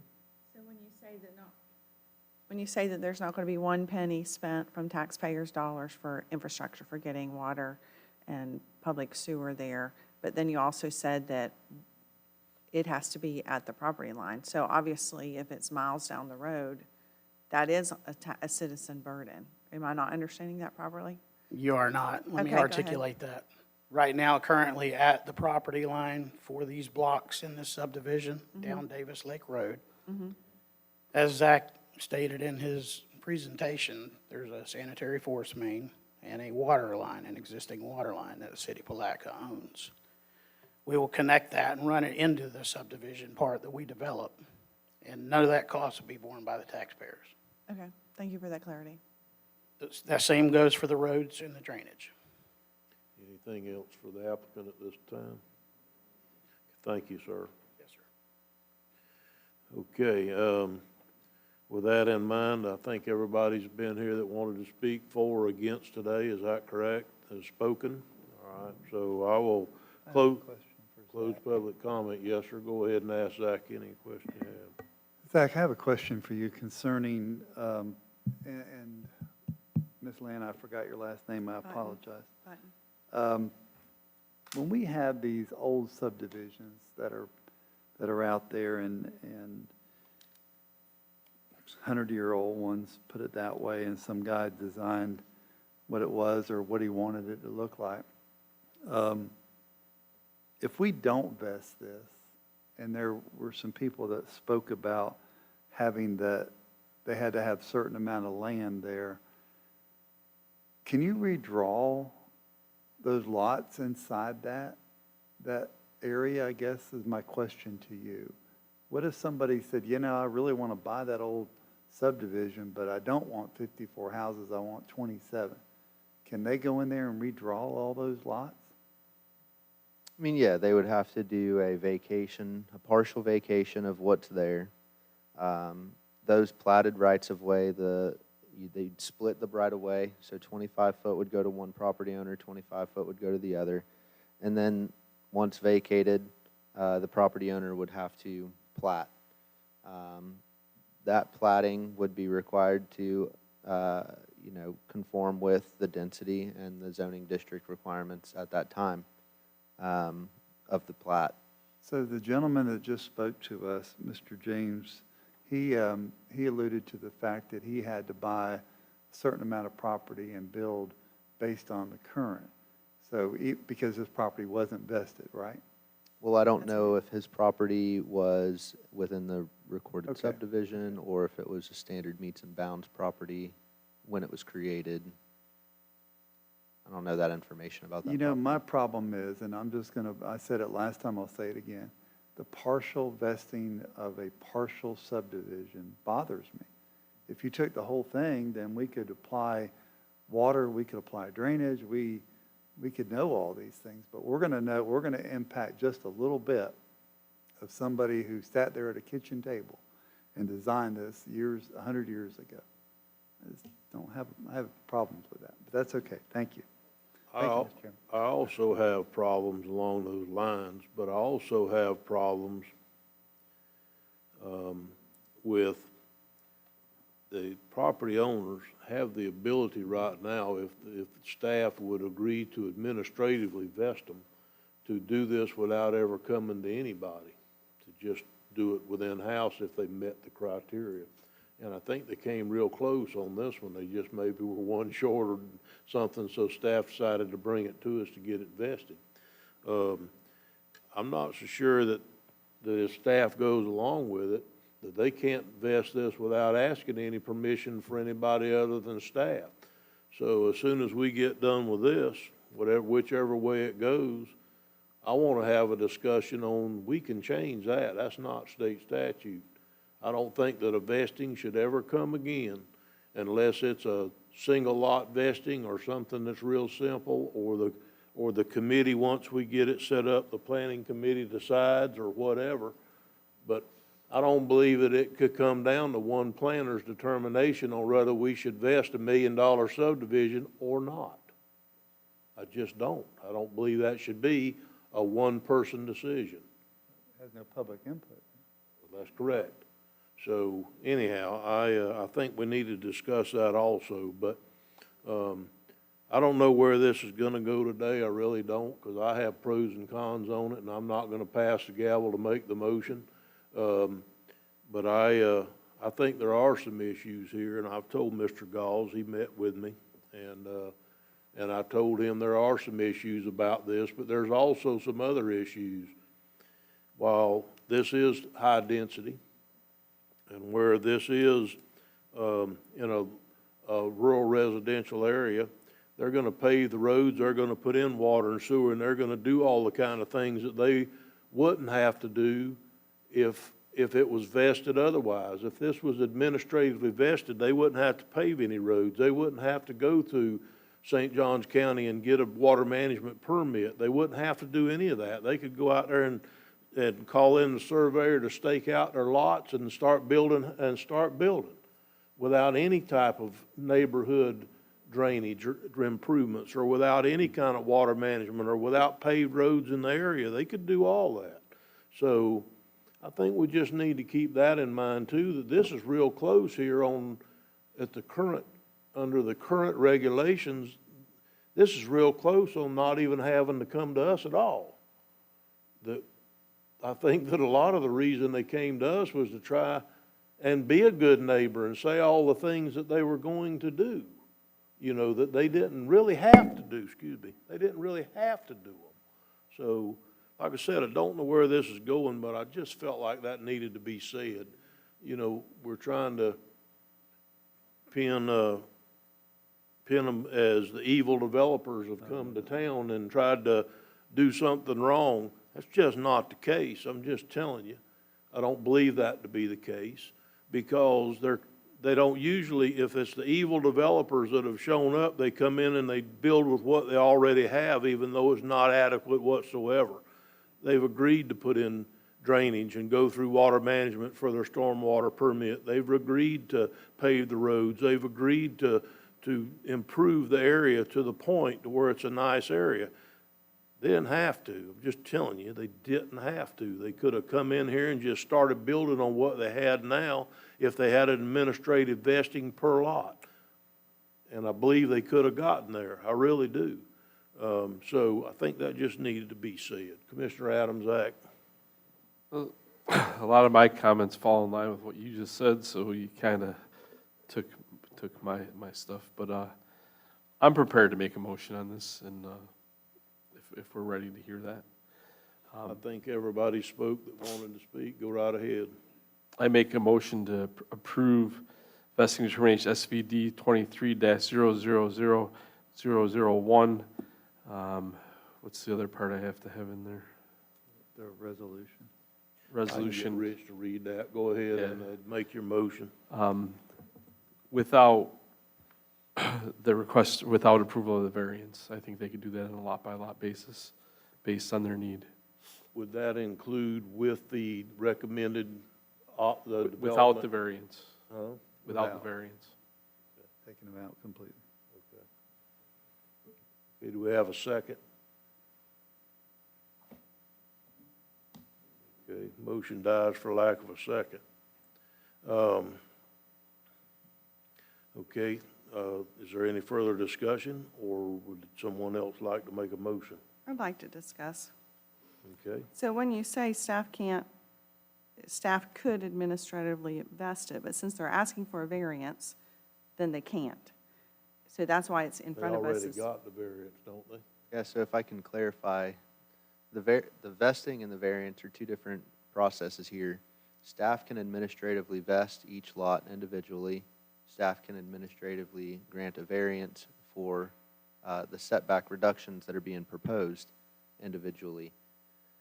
The reason this has come to the board is because the roads weren't in place. There was no physical or legal access, and the drainage improvements did not meet county standards. So had this been a lot-by-lot basis, they would just need to have legal access and show that they can retain the first 1 inch of stormwater on site, which is pretty simple to do.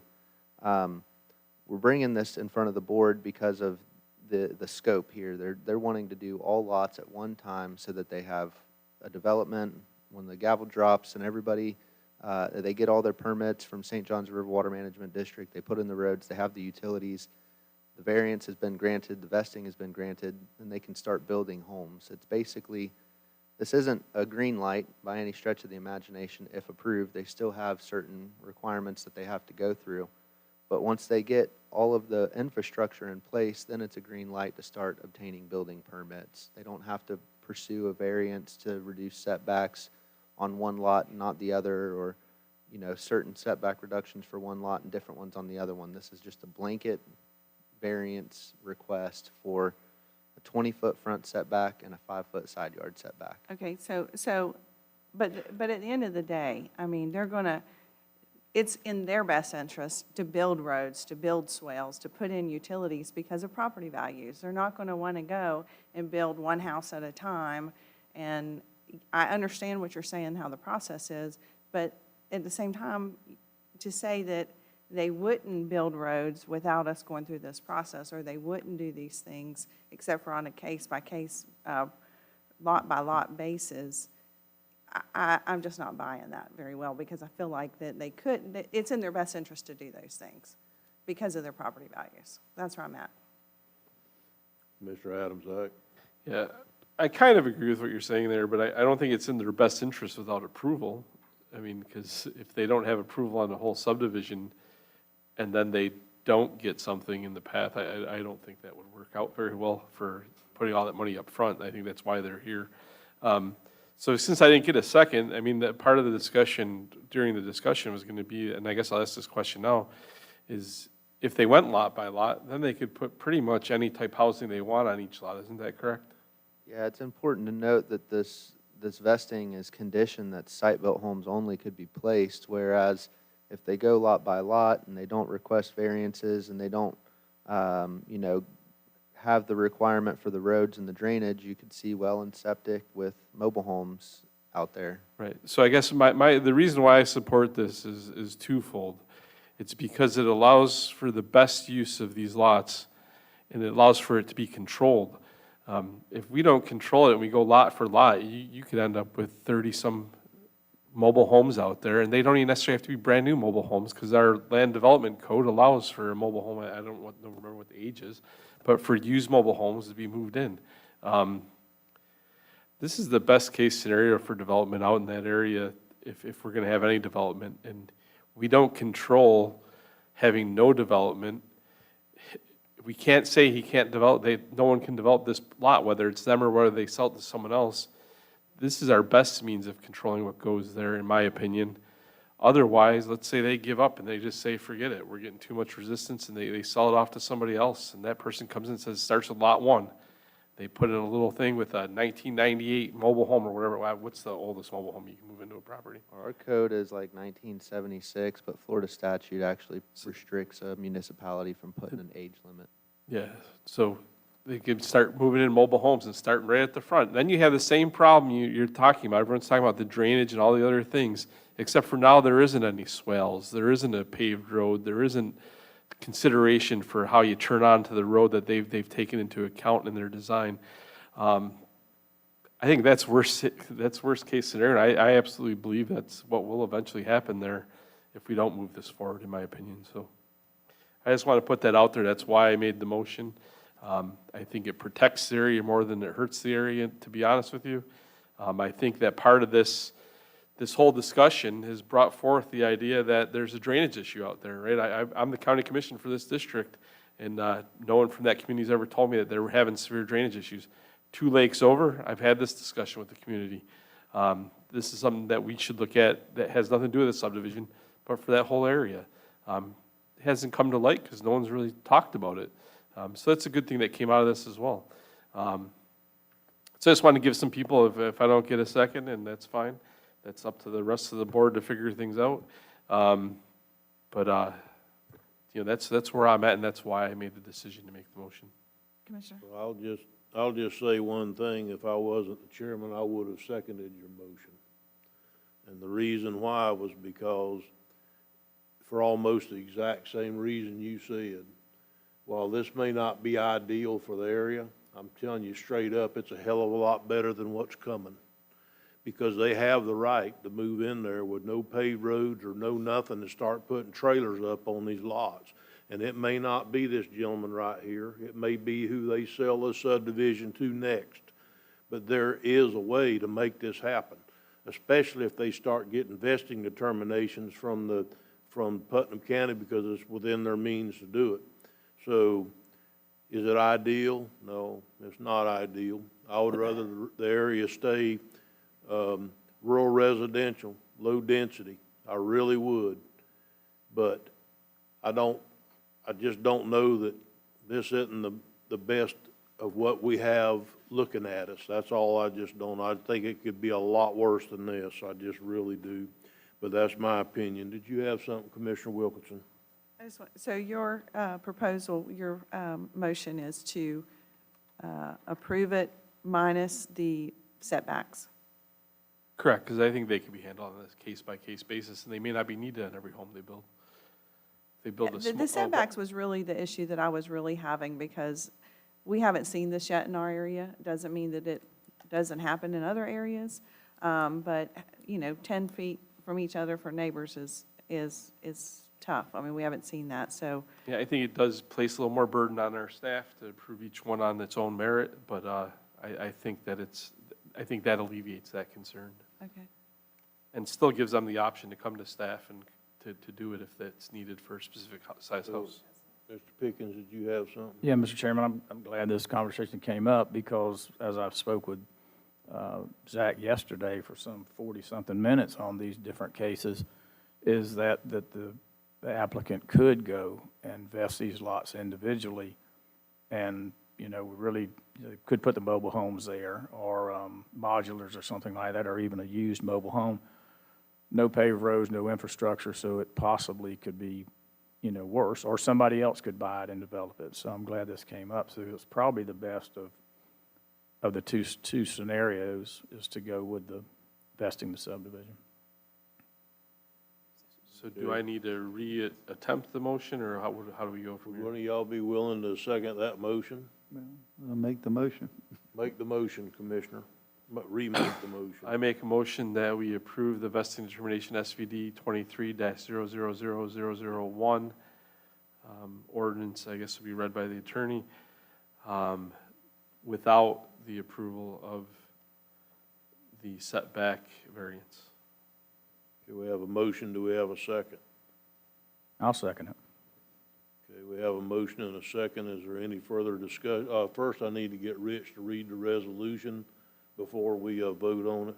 Yes, Mr. Chair. Resolution 2023-96, a resolution of the Putnam County Board of County Commissioners providing for a vested rights determination regarding a portion of the Davis Park recorded subdivision, MB3 P5859, case number SVD 23-1. Okay. Is there any further discussion on the motion to approve minus the, not the setbacks? Okay. Hearing none, all in favor say aye. Aye. Opposed? Ayes have it, motion carries unanimously. Okay. Now, before we. Thank you, Mr. Chairman, and ladies and gentlemen of the board. Okay, I can't hear what he said anyhow, so it's whatever. A lot of these decisions are never easy, I'm just telling you that. I think we need to have a quick conversation on.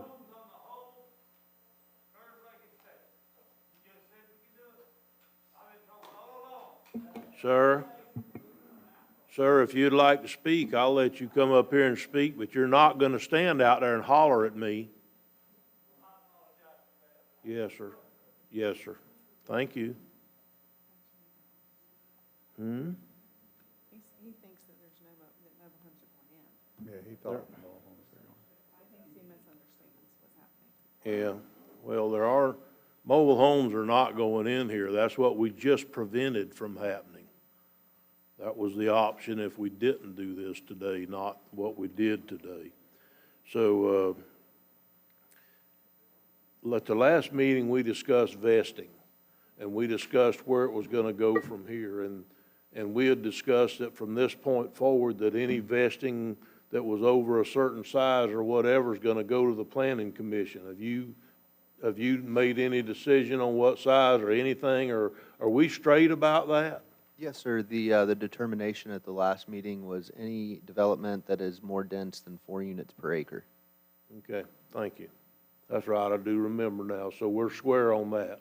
Yes, sir. All right, thank you. Clarify that for me. Any vesting that's over 4 units per acre has to go to planning commission before they can make the determination. But then it would not come in front of the commission. Everything that It comes comes from the from- planning commission goes to the commission. All right. It would be ratified by us. Planning commission only makes recommendations at this time to the county commission. Okay. Okay, and we're going to, try to get the next portion done, and then we're gonna take a lunch break. First off, the Public Works hearing, the vacation of the First Street in Hollister, we've already heard this, but we had to have a public hearing, so it was already agreed to move it forward. So, vacation of Hollister, Resolution 22-103. I need to ask for public comment. Any public comment? Seeing none, Commissioner? Mr. Chairman, I move that we vacate a portion of First Street in Hollister, Resolution 2023-103. Second. Rich, would you read that for me, please, sir? I can do Yes, it. Mr. if you Chair. want. Okay. You want to do it? Go ahead. Resolution 2023-103, a resolution of the Board of County Commissioners of Putnam County, Florida, vacating a portion of First Street in Hollister in accordance with Section 336.09 Florida statutes, closing and abandonment of roads authority, and Section 336.12 Florida statutes, closing and abandonment of roads, termination of easement, conveyance fee.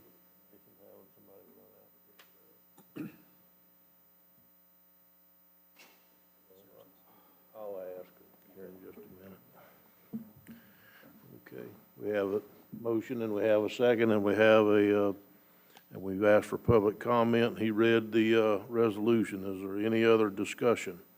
Hearing none, all in favor, say aye. Aye. Opposed? Ayes have it, motion carries unanimously.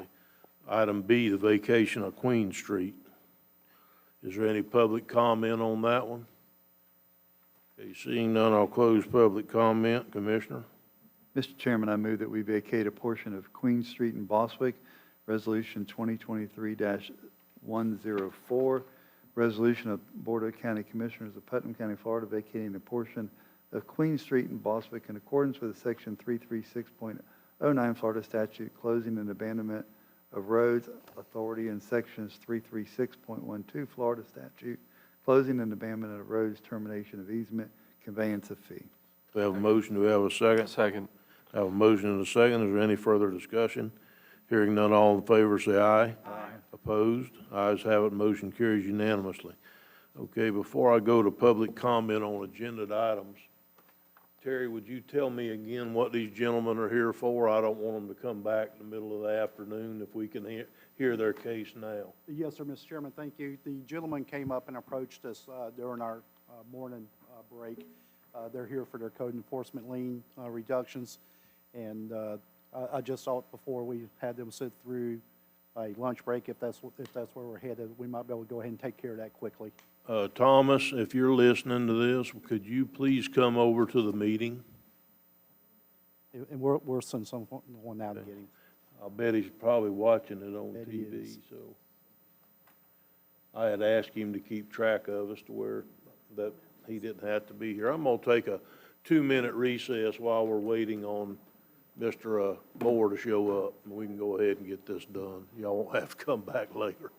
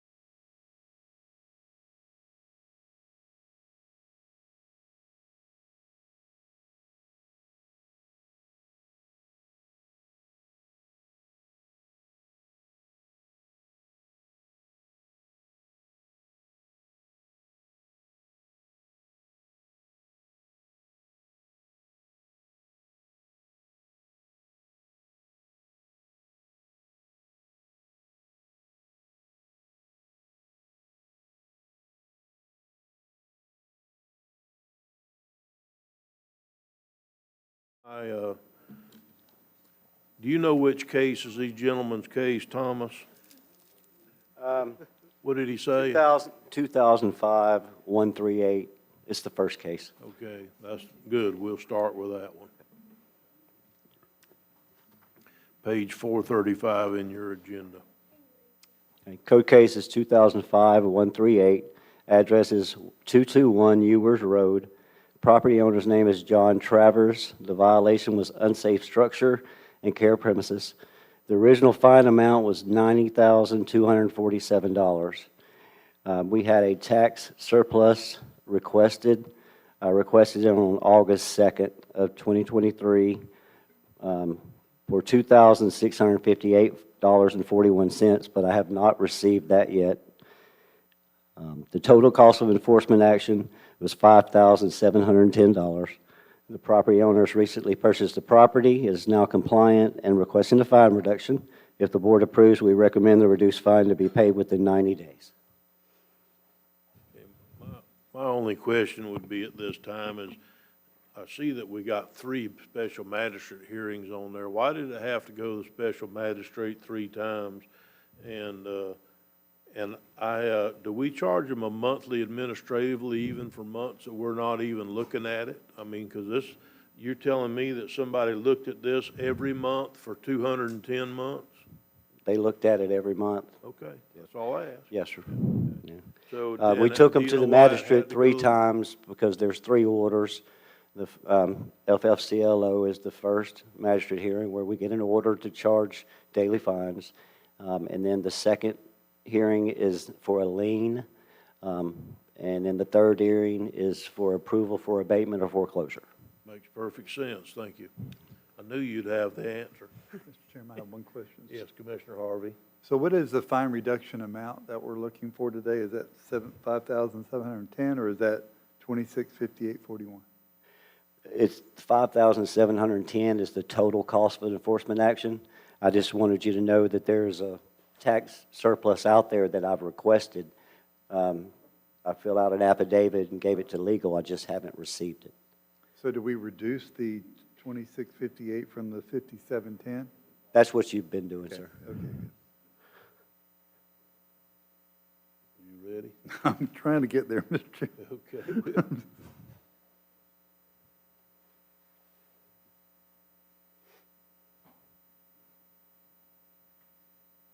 Mr. Chairman, I move that we accept $3,051.59 on Codes Case 2005-00138. Get paid within 90 days. Pay within 90 days.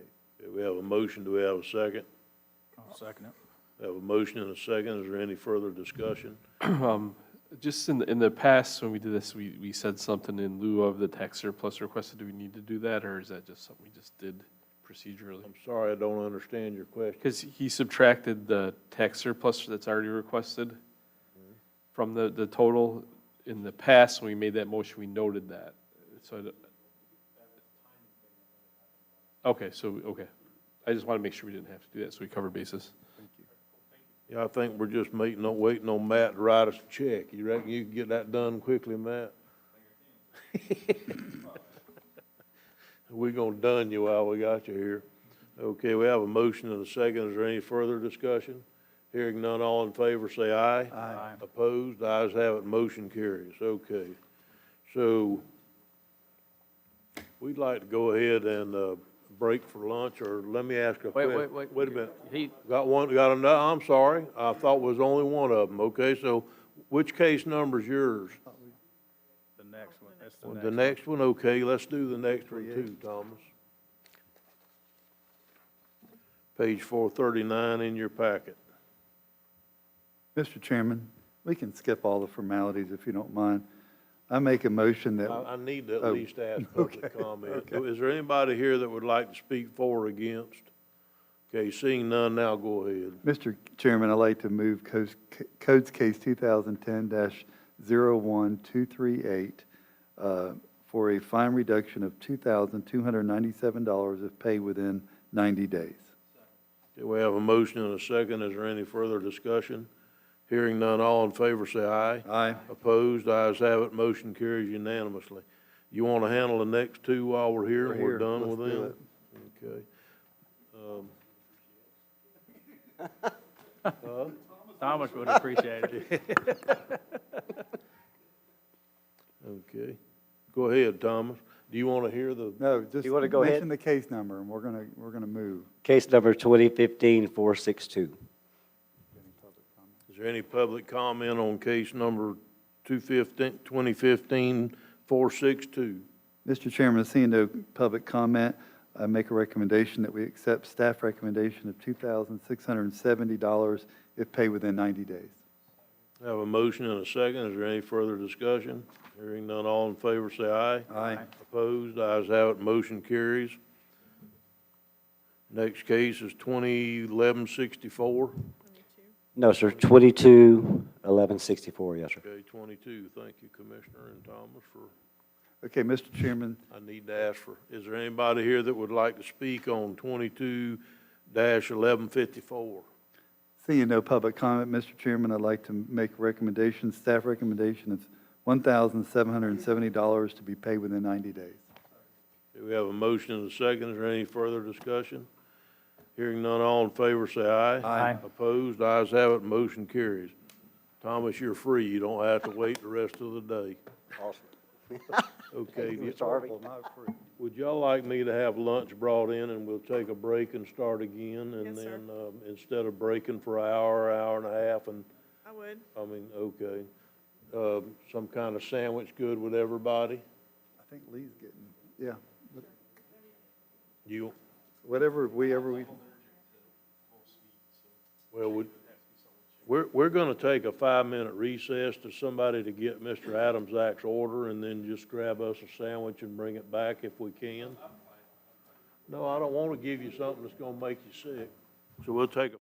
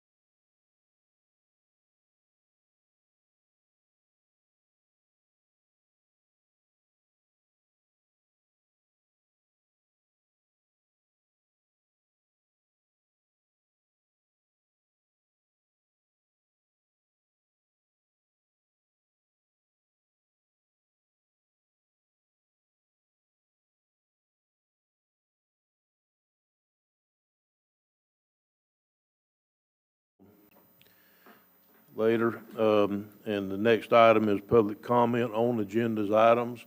Is there anybody today that would like to speak on agended items? Seeing none, I'll close public comment on agended items, and we'll move to the consent agenda. Commissioner Adams-Ack, would you like to pull any items? H and J.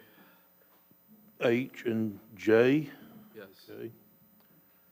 Commissioner Harvey? I have none, sir. Commissioner Pickens? Commissioner Wilkinson? I have none. And I have none. Mr. Chairman, I move consent agenda items A, B, C, D, E, F, G, I, J. No. No, I'm sorry. K, L, M, N. K, L, M, and N. Which one did you pull, Mr. Adams? J and H and J. H and J, okay. All items except H and J. Okay. Okay. Do we have a second? Second. We have a motion and a second. Is there any further discussion? Hearing none, all in favor, say aye. Aye. Opposed? Ayes have it, motion carries. I meant to pull one, but that's fine, it's passed. I just wanted to, I want to talk about one before we move to that. Item F, the Georgetown Riverfront Park Design Services. I just want some of the public that's concerned about this to know that, yes, this does include a boat ramp, and at least at this point, it's been deemed that it's deep enough there to do a boat ramp. If that changes, then this will change, but at this point, it's been deemed that it is deep enough there. Is that correct, Mr. Pickens?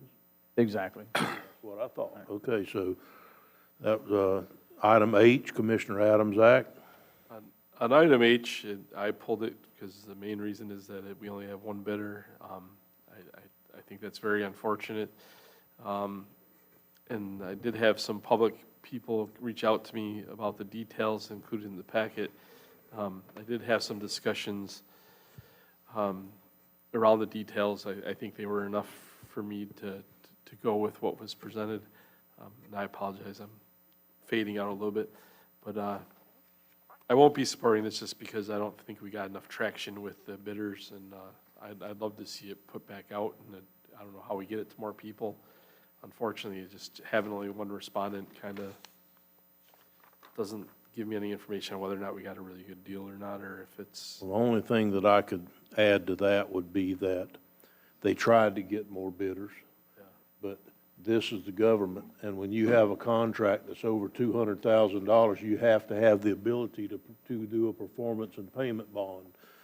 Most of your smaller guys that would have liked a shot at this don't have the ability to furnish those bonds. I mean, a couple of them reached out to me too, and that was my first question. Can you furnish a performance and payment bond on a project larger than $200,000? Because we have no choice on that. That's state statute. So. Is it possible we could break it up into two projects? No, because the statute says aggregate. So anyhow, we didn't really That's why I pulled that one. Okay, I got you. So you're not going to approve it. Does another commissioner wish to make a motion to approve? Mr. Chairman, I move approval of item H on our consent agenda. I'll second it. Okay, we have a motion and a second. Is there any further discussion? Hearing none, all in favor say aye. Aye. Opposed? Aye. Okay, 4-1, approval. Item J, Commissioner Adams-Ack. Item J, no reason to beat a dead horse. I pulled this for the same reason why I voted no for almost all of these throughout my time here on the commission. This is the one you voted for. This is the one over there at Overlook that you actually voted for. Overlook I and asked Rio for Vista. the list of roads. Oh, that's not, excuse me, my apologies. No, Okay. because I verified that, all right? I thought I attempted to. So that's Okay, why. not a problem. But Mr. Chairman, I this move is our ARPA approval. funding, isn't it? No, this is the core funding. This is septic to sewer, water management, DEP But it's a combination grant. that we get on a regular basis. It's built out of the other phases. But it's a septic to grant. sewer. But this is the area right there in Dunn's Creek, the kind of area behind like Watts Funeral Home. I got you, but it's a grant. It is, yes, sir. Yes, sir. Okay, thank you. Mr. Chairman, I move approval of item J. Okay, we have approval. Do we have a second? Second. Okay, is there any further discussion? Hearing none, all in favor, say aye. Aye. Opposed? Aye. Okay, 4-1. And that concludes the consent agenda. So we're going to move into new business and get it started. And we're going, I think the people had to leave for item D. They did. And so, it's unusually long meeting. So we'll just go in order instead of doing item D first like we were gonna try to do when we reached the new business. Okay, so first we're gonna go with the, item A, which is the new fee schedule. Julianne, you wanna just Yes. give us a quick rundown? Yes, sir. This is an annual process. We review and update the fee schedule as necessary. This year's proposed changes are only in the categories listed in that cover sheet: animal control, water and wastewater, port authority, solid waste. The solid waste is what was approved by the solid waste disposal district, so that's just a formality in updating. The animal control fees, we did look at surrounding counties and to become more in line with what they charge, and also to possibly incentivize individuals who are going to need to redeem their dog a second and third time, those fees incrementally increased, to discourage or to encourage you to properly contain your animal versus it end up back in our shelter for any purpose. Wastewater and water were just some formalities, and the Port Authority were aligning the port dockage and storage fees with the competitive market rates. Mr. Chairman. Okay, I know All that. the other fees remain the same. I know this has been a long day, but I think we need to pay attention to this, especially the animal services fees here.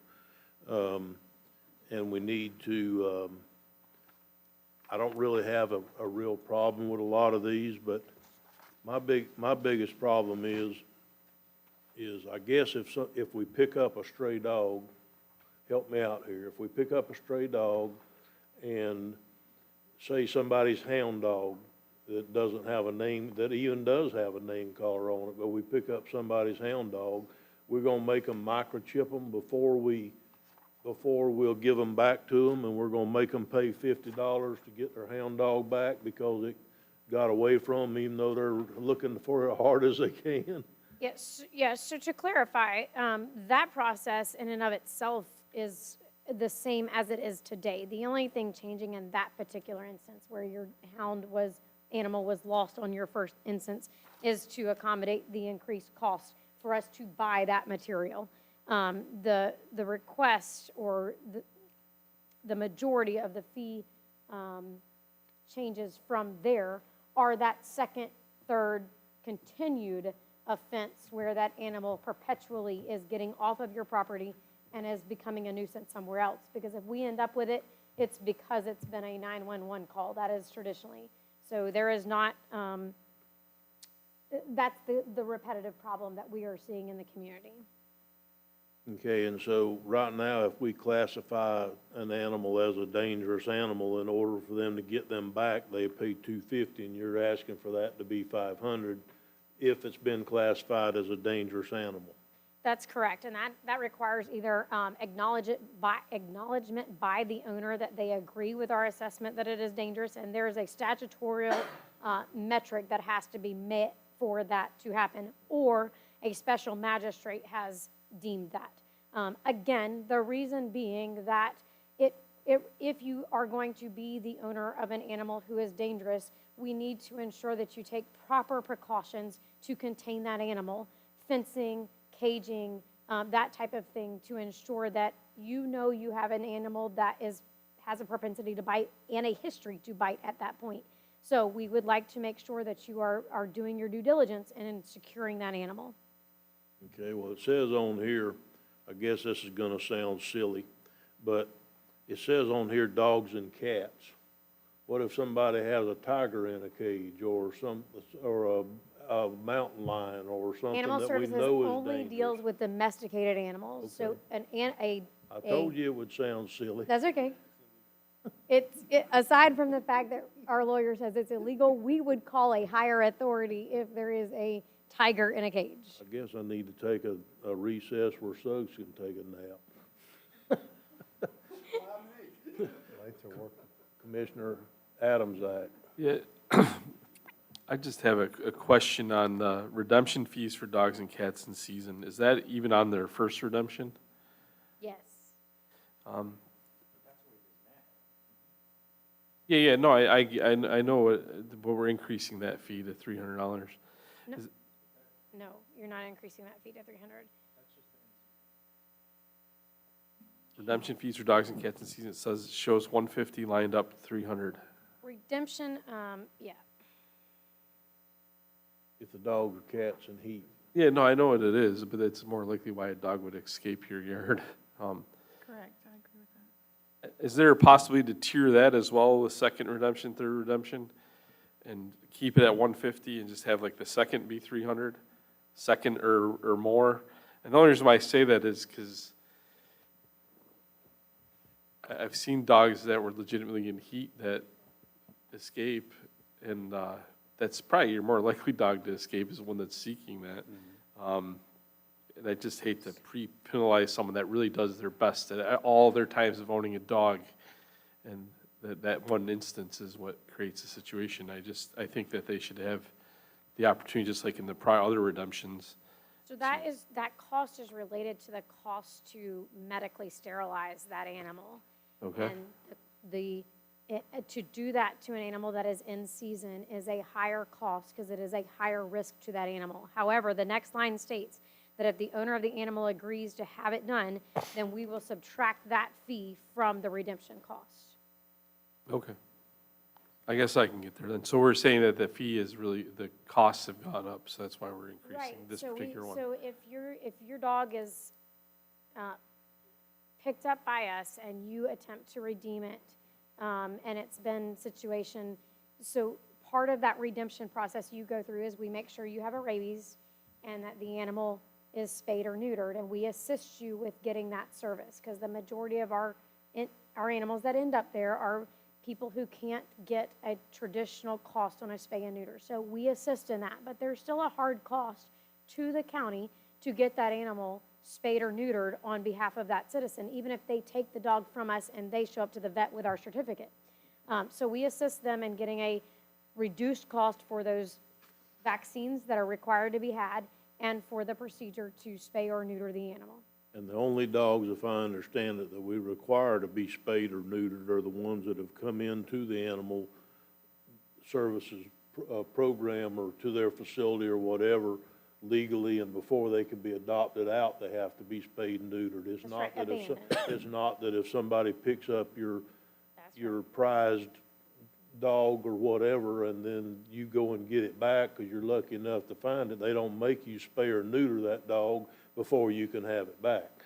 That's not the program. It's that if they end up in ownership of the dog, you can't adopt it unless it's spay or neuter. Right, so that's what my question kind of is around, is that person still gets fined $300?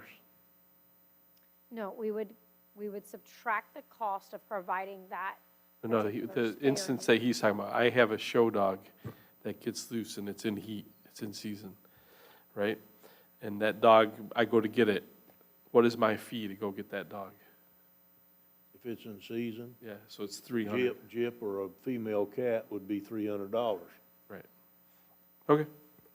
That's why I was thinking if someone's going to pick up a dog and they're not going to have a spayed or neuter, that it should be tiered. I guess I really don't understand either about that part of it, because we don't require somebody that's going to redeem their dog that's not dangerous.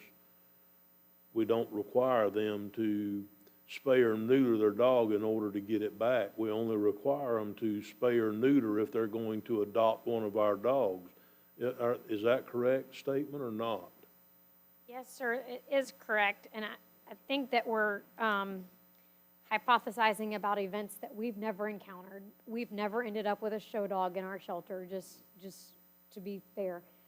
If you would like a disclaimer, this is just the red line version. The final version is coming back to you at the next meeting. So if you would like something that stipulates that, for those redemption dogs that are not by owner request being spayed or neutered, a different redemption fee, then we can certainly add that to the fee schedule at this time. Well, it should probably be a regular redemption fee in that case. So could we pass it as it is today and then ask for the request that be added in? You can, or you can pass it with that request. Okay. All right, Because Commissioner again, it's the Harvey, red line, you're coming back in next meeting for the final. I know we got a lot to do, and I don't want to throw a monkey wrench in the gears, but I don't, I'm just going to say this, and I've said it before, I don't want to be in this dog animal business anyway. I think that's the responsibility of the owner of the pet. And I don't want to subsidize for somebody else's irresponsibility. So when I hear that we're just kind of truing up our rates based on what other counties are doing in our area, one day I would like to know exactly what it costs us to do the business and a breakdown of how many redemptions we have. Do we have 5? Do we have 10? How many boardings per day? I mean, and did we really accomplish what we set out to get? Did we get enough juice for the squeeze? Here's my point. Jay And I'm ain't not even trying here to to throw. smile. Jay ain't even here to smile. I know. But I'm just saying, I think, I'd like to see that more broken down, and not only in animal services, but in other departments too, just to say, well, we're going to true up our rates based around surrounding counties, but what is it costing Putnam County? And what are we really going to gain by raising, or are we just going to have to euthanize animals because I can't afford to get my animal out? Could you, before we start that discussion today, because that's a 2-hour discussion. I know.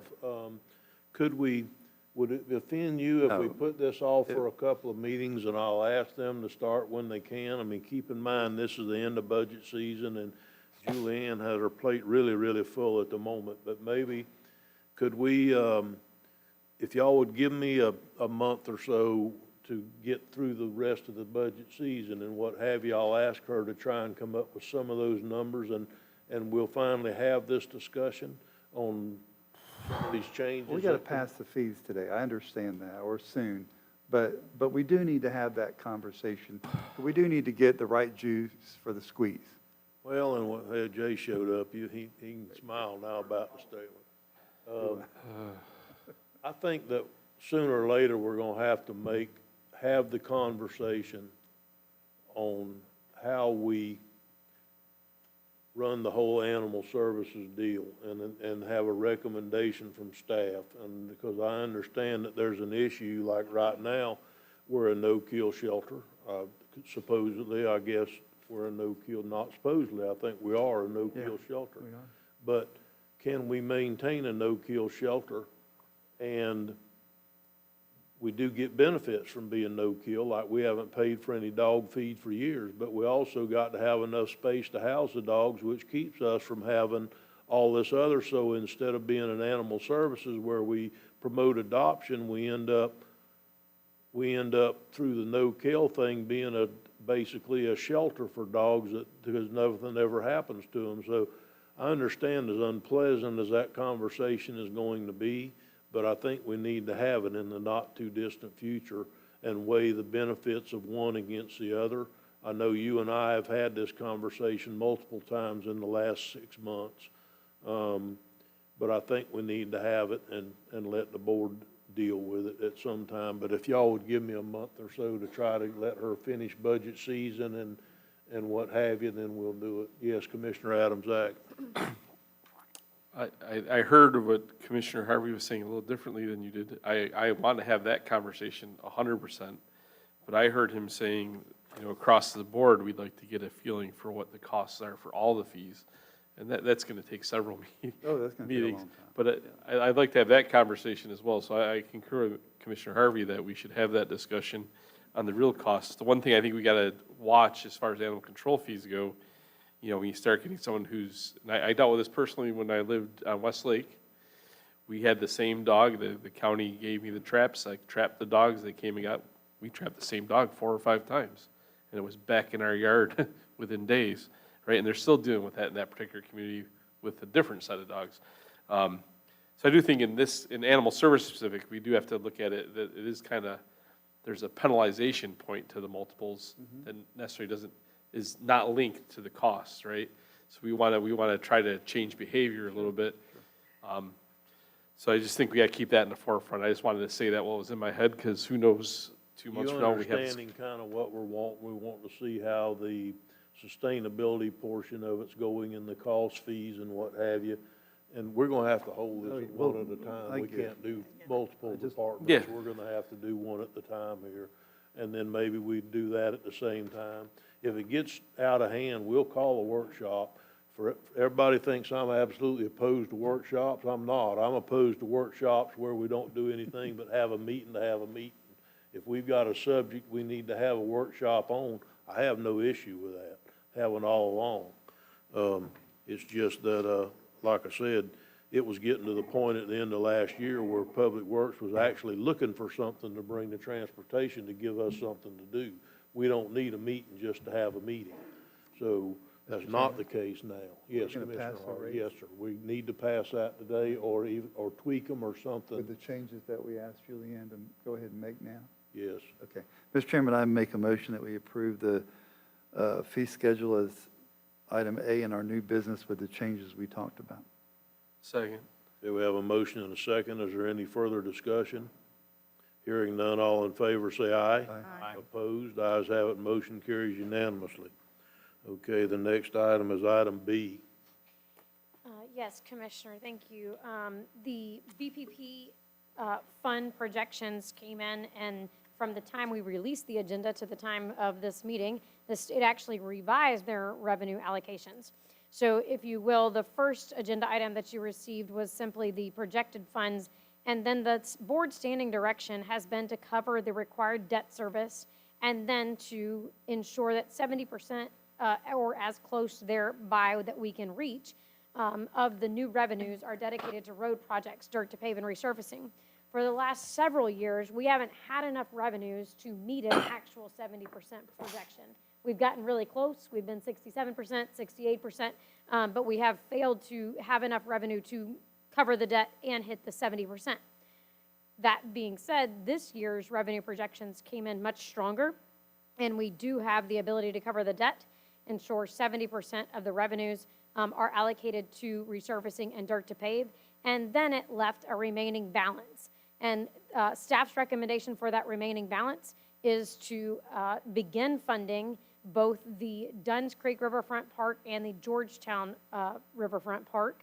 We know from the engineer's estimate who worked on Georgetown most recently that the boat ramp projection is roughly $750,000. So we would come very close to finally having the funding in place for that park. And then, of course, we would have a start on the Dunn's Creek boat ramp project. Okay, anybody that would like to? Yeah, I would. Mr. Adams, Act? I feel we should use as much of it as possible for dirt to pave, personally. I think that boat ramps, although I think I support us building boat ramps and maintaining boat ramps and doing all the stuff we do with boat ramps, don't serve every citizen and don't serve everyone in the community. Whereas dirt to pave does. I think both do, in a way, create a better place plan or make it a better environment. However, I wouldn't support moving that money over for the boat ramps. I think, again, that can come out of other funding. Or if we don't have other funding that it can come out of, it shouldn't happen. But I definitely support it staying with dirt to pave or resurfacing. Okay, Commissioner Wilkinson, did you have something? Where are we on our dirt to pave? We will carry forward into next year approximately $10.4 million in dirt to pave projects. So we're a few years behind. Yes, ma'am. So where I'm at is, I get where Commissioner Adams' Act's coming from, but we've got to catch up, right? We've got to catch up to where we need to be. Exactly. And I do feel like that boat ramps do serve all citizens because they're open and available to everybody in the community, and it actually generates some type of revenue for our county as far as, I mean, my brother comes down, he comes down to go fishing. He didn't come down to see me. He works me in his schedule, but he comes down to go fishing. But I wish that's the way it works. But anyway, so I actually would be in favor of the proposed from the staff's recommendation. Thank you. I'm gonna support this also, and it's mainly because I think that a boat ramp is just as important as paving a road in Melrose to somebody that lives in East Palaca. It may be greater public service, but so are boat ramps, so are parks. I mean, we use some of our money from Better Place for parks. We use some of our ARPA money for parks, the ones that qualified, whether it be Triangle Park or whether it be our Theobald Park or whether it be Crescent City. Those are the only two that qualified for ARPA money. So I'm gonna support this too. I think that we've got to start funding something other than just doing roads. Commissioner Harvey? Thank you, Mr. Chairman. And I agree with you. You know, here we are, Georgetown, we've had that around our neck since I got here. And finally, starting to move that one forward. So we have extra money that has come in from state funding. Why not use it? And also, I think it sends a disservice and a bad taste in our public's mouth when we go out and buy a piece of land, relatively inexpensive, and we don't do anything with it. I think we have the ability now to do something with this money to move Putnam County forward with recreation, and that's just as much as important that the people voted for in the Better Place plan than anything else. And I think you're right on the money there. I mean, we asked DOT, and then Commissioner Wilkinson followed up with them and got the deal done, but we got the Dunn's Creek 3 acres or whatever it was from DOT, and it's almost ready to be, I mean, in our name. I saw an email this past week where they're finishing up the details. I do not want this to sit here for 4 or 5 years like Georgetown has with all the different studies and all the different things and the ways to put it off and maybe never get it done. I want to see this move forward. That's the way it ought to work around here. That's what we've been trying for 6 years to get done, is projects to move forward and move forward in a timely manner. You know, I'm hoping that just as soon as we get the final documents from DOT on that property, that we can get somebody to do our engineering and development or whatever, and if we put this funding in there, we've got the funding in place to at least get that much started and get an estimation of what it's gonna cost, just like we've been trying to do on Georgetown ever since I've been here. So I'm trying to not let one project take 25 years to do instead of doing it in 2 or 3 or 4 years like it should be. So anyhow, I'm going to support this. Commissioner Adams? Mr. Chairman? Yes, Mr. Chairman, yeah, I'm in support of it, and Paul, I see where you're coming from. I mean, we probably, get asked, when's my road gonna get paved, as much as anything. But I do believe that with this amount of money, how much dirt to pave could we do with that much money? It's not a whole lot, and I think the bang for the buck is better.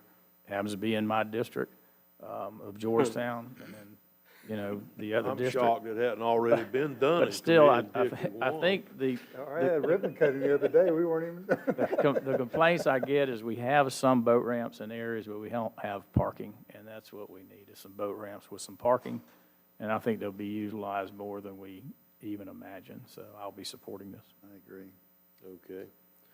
Commissioner Adams, did you have something else to add, sir? To be clear, I'm not against funding either of the projects, and I'm not against funding our parks, but I've consistently voted against funding our parks through Better Place Plan funds, and I'm going to consistently vote that way until I'm no longer here, which is in about a year and a few months. That's why, and I think that Better Place Plan was, people were sold on the idea of it being dirt to pave or resurfacing, and I'm going to stand by that, even though I'm not the commissioner or whoever that proposed that. That's what the community that I serve tells me, and that's what I'm going to continue to do. But it is not because I'm against the projects. I believe ever since when it was first originally done, that even in the first draft of the Better Place Plan way back 16 years ago, I think it was always said that there was going to be a projected 65 to 70%.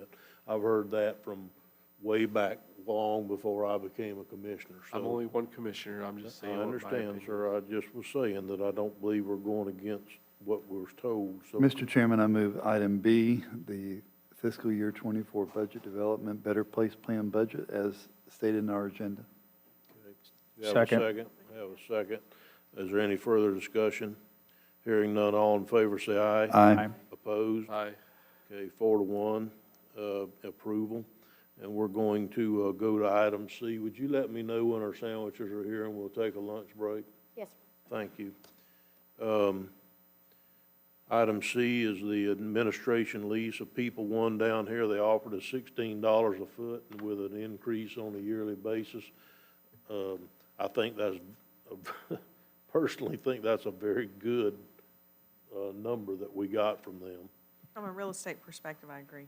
Yeah. So, Chair will entertain a motion or further discussion. I have some discussion. This is the same group that we're talking about doing something with our health committee. Would they still be willing to lease that if for some reason that didn't go through, right? We're still waiting for the final contract. I just feel like it's a little bit of cart before the horse. What do you mean they're happening at the same time? No.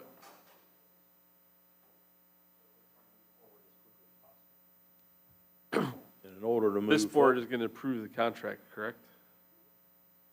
Right. we've already approved to move forward. We did that in the meeting, in the health meeting the other day, and they can't move forward if we don't give them a lease to move forward with. So if we don't approve this lease, they're either gonna have to go out and find another building instead of using ours, or they're gonna have to do something different. So basically, we approved, that was part of the option that we had made with them in the negotiations, was that we would lease them this building that they looked at down here, and they offered us more than market rate rent. I don't agree with leasing them is a bad idea. My point is I don't want them in a situation potentially where they have a lease without another plan. Well, I would assume the contract is going to be contingent upon the lease, or the lease is contingent upon the contract, or yeah. vice versa. There's some kind of contingency that would tie the two together. Is that correct, County Attorney? Yes. I mean, if one didn't go through, the other would end. Okay. So if this lease doesn't go through, the other thing doesn't happen? It would not happen on our facility. Right. It would happen. I just want to be clear right. It could still happen. It just wouldn't happen on our, Yeah, I got what you're at saying our now. facility. True. Okay, what do y'all want us to do? Chair will entertain a motion. I'll make a motion that we enter into the lease as proposed by staff. Do we have a motion? Do we have a second? Second? Have a motion and a second. Is there any further discussion? I just want to, I had asked staff this, but just square footage, we're looking at roughly 4,800 square feet? Yes, ma'am. 4,800 square feet is that suite. Okay, thank you. Yes, ma'am. And we're going, it's my understanding that what we're gonna try to do is not put anything else in the building next door to it unless it becomes necessary in case they need to expand some. That'll give them expansion into the room that we just use for storage now. We have no current plans for that. So anyhow, we have a motion and a second. Is there any further discussion? All in favor, say aye. Aye. Opposed? Ayes have it, motion carries. That was your lunch delivery, sir. Okay, so we're going to stop before item D, and we're going to take a 30-minute lunch break, try to be back by 2 o'clock.